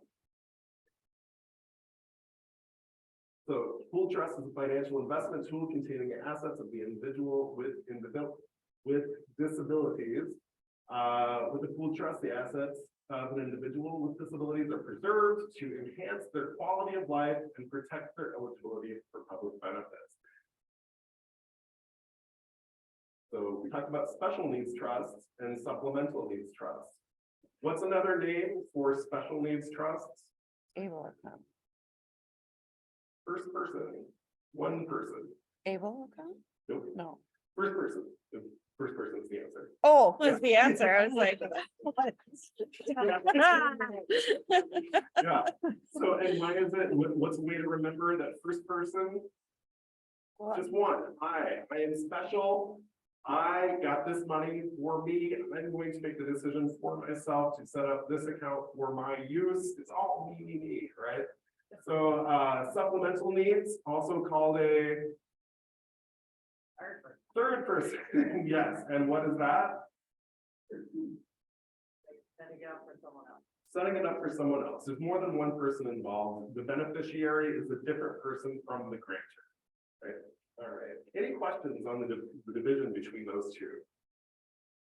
It gets a little sticky, especially when lawyers get involved, because they want, you know, in the case of the settlement, you know, is the money going to the person? Typically, yes, it has to. Or is the, you know, I think the only way for it to jump over the person is for a judge to intervene and say, no, this money's going straight into account, in which case that would be if there's a third person. And that's advantageous because then money can stay in the family should anything happen. Right. So if you can get it to be proactive, do so. So when you said it's all about me, so can you be the, if I understand, so you can be the grantor, what is it, the grantor and the trustee and then, I don't know. Anyway, you can put money in from yourself. Yes. And then it's protected for your benefits thing. And what about, like nursing home? If a person has to go to a nursing home, can that nursing home access the benefits from the special needs stuff? No. Only if Can you repeat that back for my? No, I'm kidding. I didn't quite follow all of it.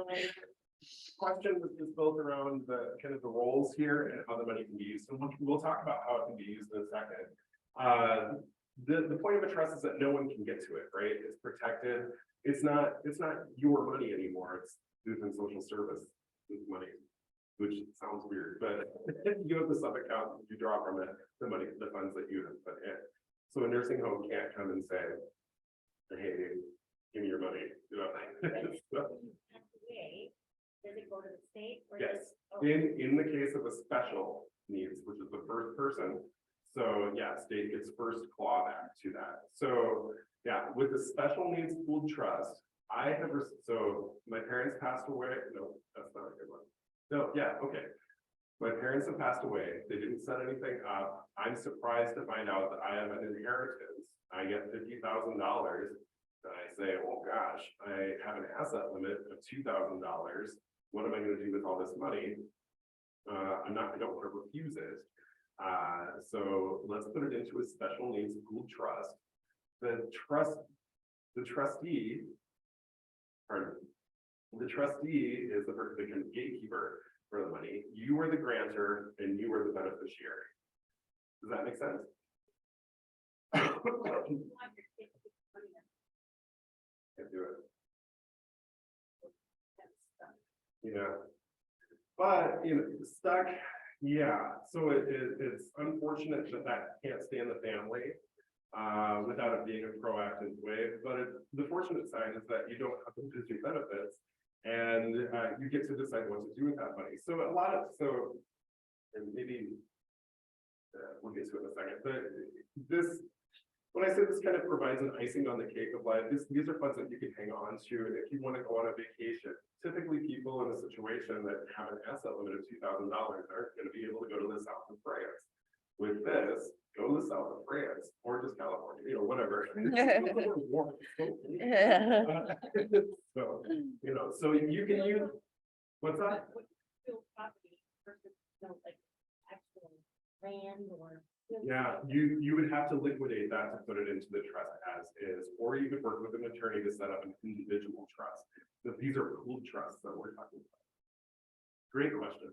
There's Yes. an online question. What happens to the trust if the beneficiary passes away before the grantor?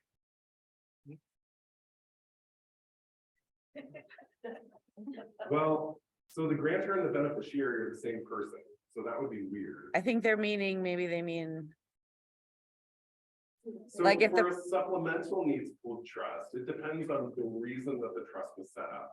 If it's to manage an inheritance, so that means that the person who set it up has passed away. That's the grantor, they've passed away. And the beneficiary finds out, oh, they set this up for me, I don't have to worry about anything. If the grantor set this up for a beneficiary, and the beneficiary has passed away prior to the grantor, they would name. then they would just, figure out something else, or there's usually a second plan, or, you go and just adjust the will. It depends on what's been set up by the will. Sure. Does that make sense? Ask them online if that makes sense. That makes sense. They can hear. Any other questions there? Yes. Patient right now who was on Medicaid and was qualified for disability after many months of denial and going back, so got a big back pain. Yeah. And now is qualifying for Medicare starting next month. And the question is, does that back pay then count against her for being able to keep Medicaid or medical assistance as her secondary insurance? Are you saying it would? And that she should look at would a trust be an option? Because if they would have been approved in the first place, Yeah. we would have been spending it all this time. So that's a situation that I would go to the benefit provider and say, how do we lay this out? It's surprising that you can't get the answer on that question. Oh, that's not surprising at all. Yeah.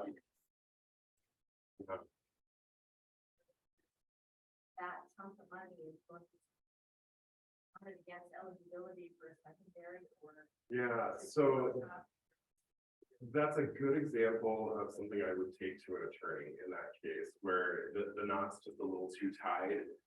From our perspective, if you want to give us money and open this that we're just looking at it from the perspective of, oh, you're opening this account, okay. Anything prior to that, where you're untangling these weird knots that show up, jumping through the hoops, I would speak with an attorney if you don't get the answers from the benefit provider. When you open an account for a pool trust, are you assigned one specific person as the trustee? Yes. What about job turnover and this? So that one, so think of it as that one person in our case is LSS, but our trustees have been there for a while, so yes, there will be turnover. But you'll generally be able to, the whole idea is that you're forming a relationship with these people, so you get to know, oh, you're calling again for your movie tickets, or that kind of thing. So it's a very warm interaction, warm engagement. But of course, there's turnover. Yeah. Yeah. Yes. Already have.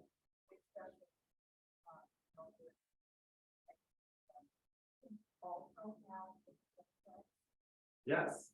Yep. Yeah. So if you have an independent, so the question is if you already have a pooled trust, or if you already have. Yes, you can have as many trusts as you want. So, and you can have them all over the states. You don't have to stay, just depending on the rules of the state. I shouldn't go too far. But yeah, you can have more than one. Where are we here? Special use is okay. Yeah, we talked about that. Yep. Any other questions there? Yes. Is the LSS able to or roundabout and practice to invest that money itself and take profit off of it? Yeah, I think that, so I don't know how you would do that. From my perspective, I don't think it, and this is just me speaking, I don't know. Can you that I would repeat go what that he said? route. He asked about, will you just repeat what he Oh, I'm said? sorry. That's okay. That's okay. So is it a good idea to invest that money? Or are you able to take that money out to invest? The answer go ahead.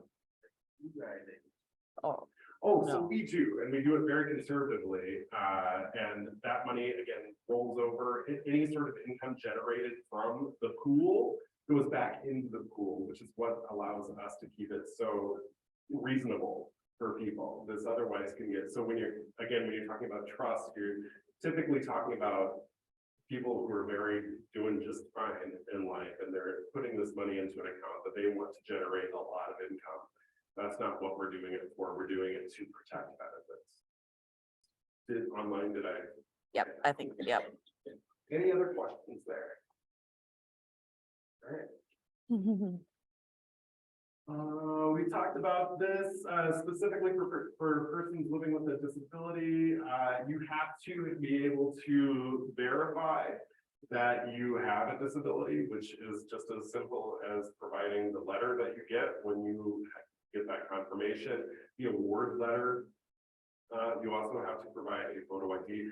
Everything else, so for us, if you were to call me and say, hey, I want to do this, I would send you a packet. It would be documents that you have all seen before. It's an intake form, it's a contract, it's an authorization for disclosure of information. I can get this turned over in as little as 3 days, provided I have all the information that I need. So when you get that 30-day countdown, oh, I got this money in my hand, it's going to take forever to get this done. No, don't worry. Call me, get it done, get it taken care of. And even if there are things that if you don't already have your disability determination and you need to get SMRTed, we can put a pin in it, get everything ready to go, and just say, yes, they're working on this. So that kind of expands the clock, provided you are actually working on it, right? So we need that determination. This age 65 plus, again, I am looking for that special someone in North Dakota to make that happen for everyone over the age of 65 in this situation. So if you want to be the life changer for a lot of people, or if you know someone who wants to do that, please call me. So set up not as an investment, but a shield, irrevocable once established, intended to augment government benefits, not replace them. So let's talk about that. intended to augment government benefits, not replace them. So one of the rules of pooled trusts is that if benefits are providing for something you'd like to get, you have to use those benefits to get it. So an example would be a wheelchair. State's going to provide a wheelchair, right? Is the state going to provide music therapy? That'd be nice, but probably not, right? Massage therapy, that'd be great. Probably not though, right? So you can use it for music therapy, massage therapy, but not the wheelchair because the state's going to provide you the wheelchair. Now, is the state going to provide you a wheelchair that's bright orange with flames on the side, sparklers shooting out of it, and all the bells and whistles? No, right? If you would like an orange wheelchair with flames on the side, sparklers shooting out, and all the bells and whistles, then you can use your pooled trust, tap into that, and get it done. The other things that we do not allow for are the purchase of firearms, gambling, or gifting. Now, gifting is an interesting one. We have to say no to that because there's no way for us to verify whether or not someone is being taken advantage of in that situation. So, any questions about that? Ooh, we're right along there. Okay. We've already talked about this. About that. So what can funds be used for? Appropriate entertainment expenses, clothing, education, but these are just examples. The things that they can't be used for, the things I just talked about, but all of this. And I really love the idea of vacations because that's not something that's really offered or available to persons typically in that situation. So think about that. So what are the costs? So we do have to pay our trustees. We do have to keep this alive. We do have to keep the infrastructure in place. So there are expenses for a lutheran social service. There is a sign-on fee and there is an administrative rate and there is an annual fee. So just know that is part of it. It's not free. I wish we could offer it for free, but we cannot. So those funds are taken care of by the trustee, but it's all outlined in the contract prior to signing on. Any questions about fees? Specifically, there's $1,000 sign-on. It's $105 an hour, billed in 6-minute increments. So that's $10.50 for 6 minutes, not a full 105.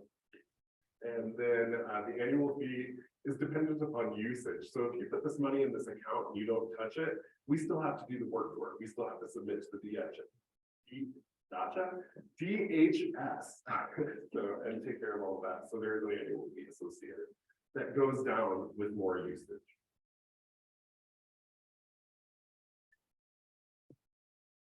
Again, when you're setting this up, the only thing that's not included in the documents that I would send out to you are that award letter and a photo ID. Now, if there's a situation of guardianship, of course, we would need to see that the guardianship is legal and authorized. If there's a power of attorney, we would need those documents. So it's dependent on the case. So, but again, it's very quick and easy. The intake is a little thick, so quick is maybe the word, but you can get it done pretty well.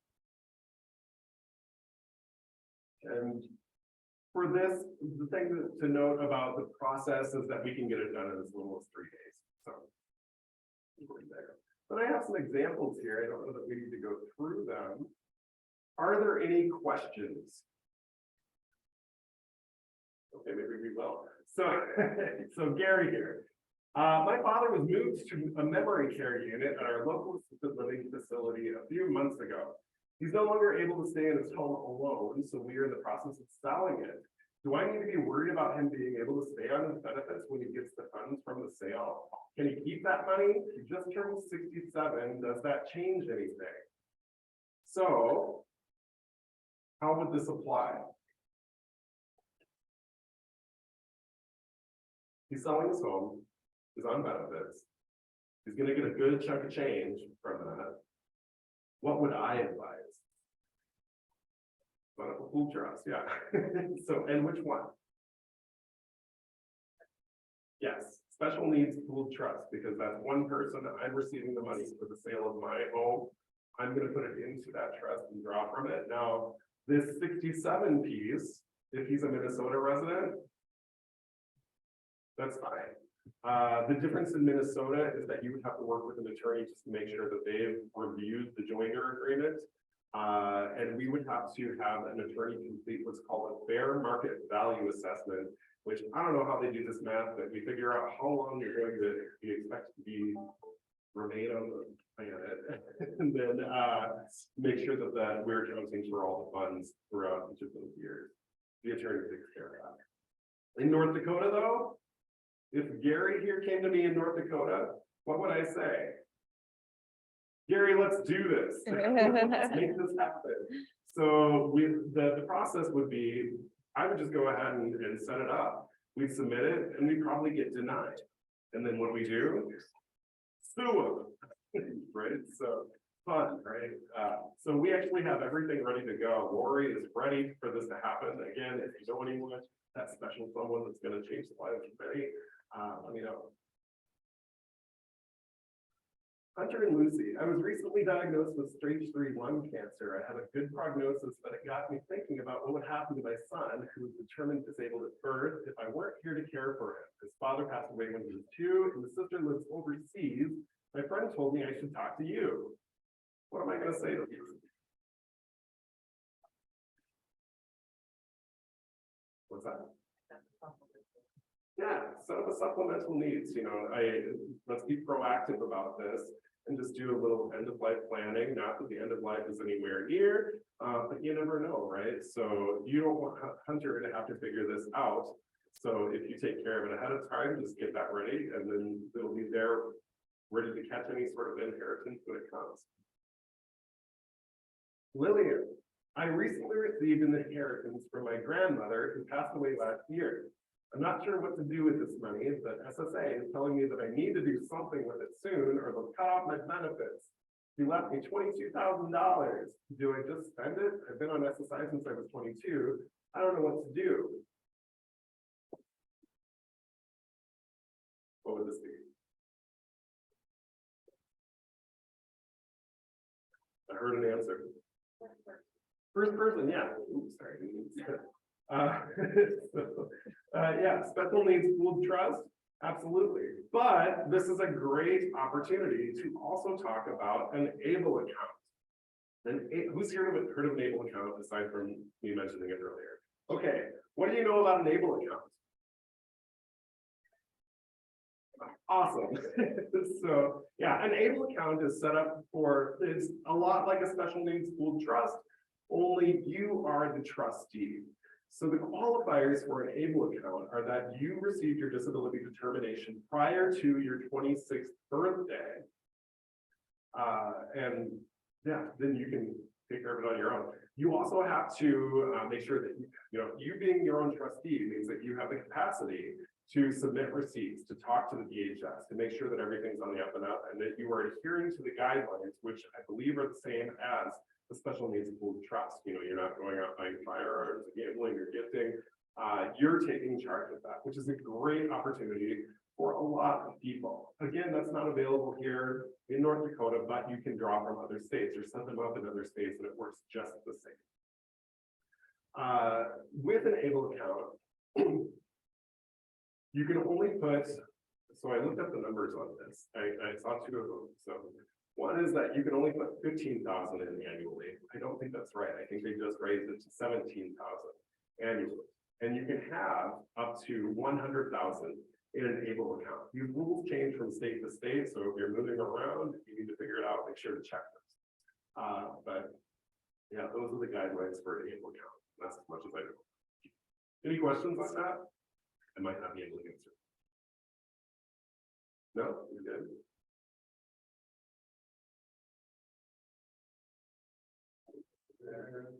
Same qualifications as a special needs pooled trust. And then I think you got that. So while I'm up here, I also kind of want to say, this fits into the same arena of what we call supported decision making. Has anyone heard about supported decision making? Is there a lot of hubbub here in North Dakota for that? Kinda? Okay, so supported decision making is an alternate to guardianship or conservatorship, where Before you go to this extreme length of legally removing someone's rights and replacing them with a substitute decision maker, you're giving them the opportunity to work things out independently, thinking, okay, as a human, I'm going to make a decision, and it may be, there's no such thing as a bad decision. I question that though.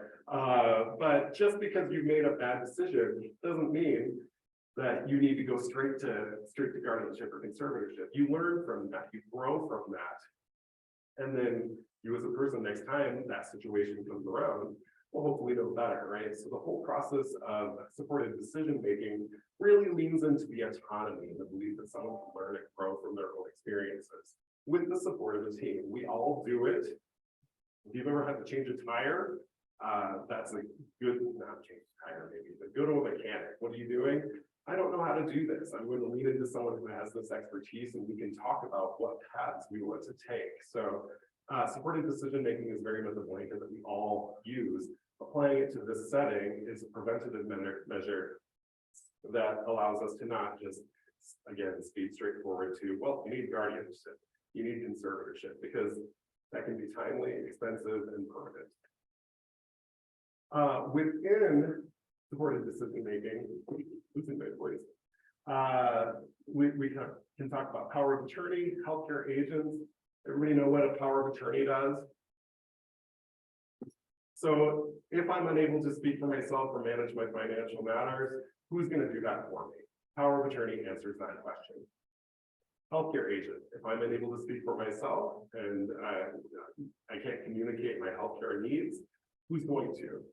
Healthcare agent does that through a healthcare directive, which is something that you have set up proactively to say, if this, then that, right? Personal of the estate is the person who manages the will after your passing.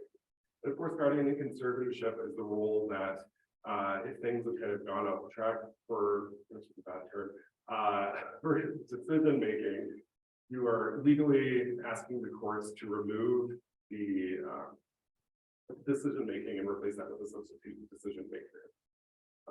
If there are any questions, I'm not here to talk about these, but I'm happy to do it outside of this. So any questions on that? I guess ask them afterwards.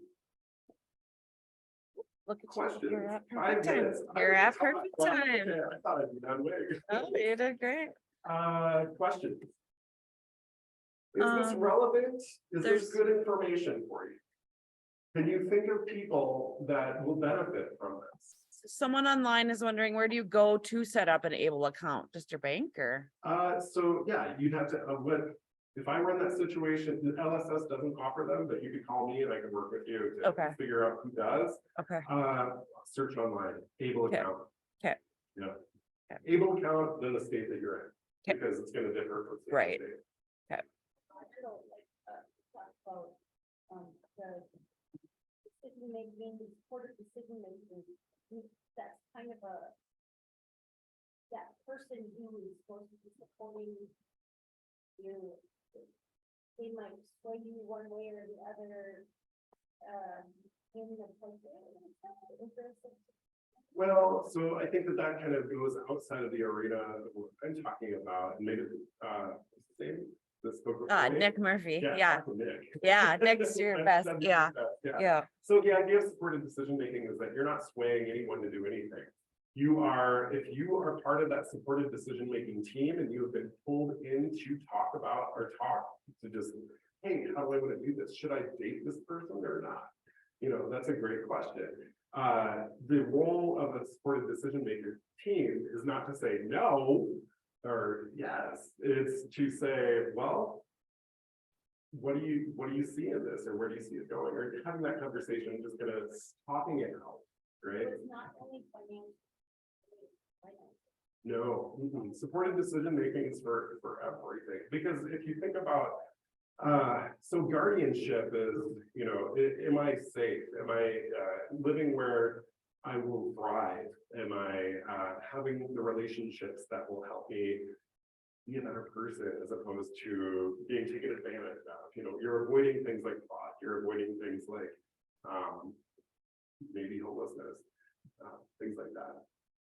And I'm happy to talk about that. I'll give you my card if you want to talk more about that. There's a question over And here. that actually, someone online asked if you have your contact information. Are you okay with me putting like I your do. email? Oh, there we go. There it is. Here, I'll throw it in the chat for you guys, but It is my name, Brian.Boosinger. B-O-O, like a ghost would say, singer, like a person to sing, at lssmn.org. Any question over here? Able accounts were very, very set up. Have you done it? I had, lunchtime with, guy that I got on Facebook. Just did it? Right then and there. That's awesome. Yeah. I think, what we really are trying to do is remove the pain of this. It can, as you all know, there are so many hoops that just pop up that you don't even expect. And we really want to eliminate as much of that stress as possible. So if you receive an inheritance, don't stress, call us, just let us take that burden. Burden is the wrong word, but let us take that on. We'll help you through it. For an able account, I'm sure that the people that are offering that are the same. It should be an easy, understandable, simple process that is accessible to everyone who needs that. Any other questions before I go? Because I drank this whole pitcher of water. You know where that's going. so where was your cruise to? You have to share where you actually were. So yes, I can do another hour-long presentation. So I went to, after this eternal winter, Yes. we went to Puerto Rico, Aruba, Ooh, Curacao, St. Lucia, St. Kitts, Grenada. and somewhere else. wow, It was fun. cool, Yeah, nice, yeah. awesome. So. All right, thank you, Ryan. Oh, one Oh, more- sorry. So they, who wants to apply to Medicaid, Mhm. Oh, sure. but Okay. so doesn't get qualified for Medicaid benefits. They put the settlement in the trust for Medicaid, it has to look back at that or what that. So that is a great question that I would kick up to Nate Danielson, who is our director. So I don't really understand the look back period. And I'll be very forthcoming about that. I know my understanding is that it's different. And that's where I get confused. So I would first say talk to your benefit provider. If that's unclear, you might want to talk to an attorney. I'll also pull in Nate and say, Nate, you've been studying this for years, so he'll probably have an answer. And if he doesn't have an answer, we'll go to Lori, who is the lawyer that's waiting for North Dakota to get that, that special someone. So if there's a question like that, call me. We'll figure it out. Is my answer. I have a stack of cards over here. If anybody wants. Select your side. Thank you so much. All right. Thank you, everyone. Thank you, thank you. All right. Down the hall is to the right behind, I'm is down the hall and Nicolas. I believe it's called the Santa Maria room. And so that's where we're that's here with Amazon work.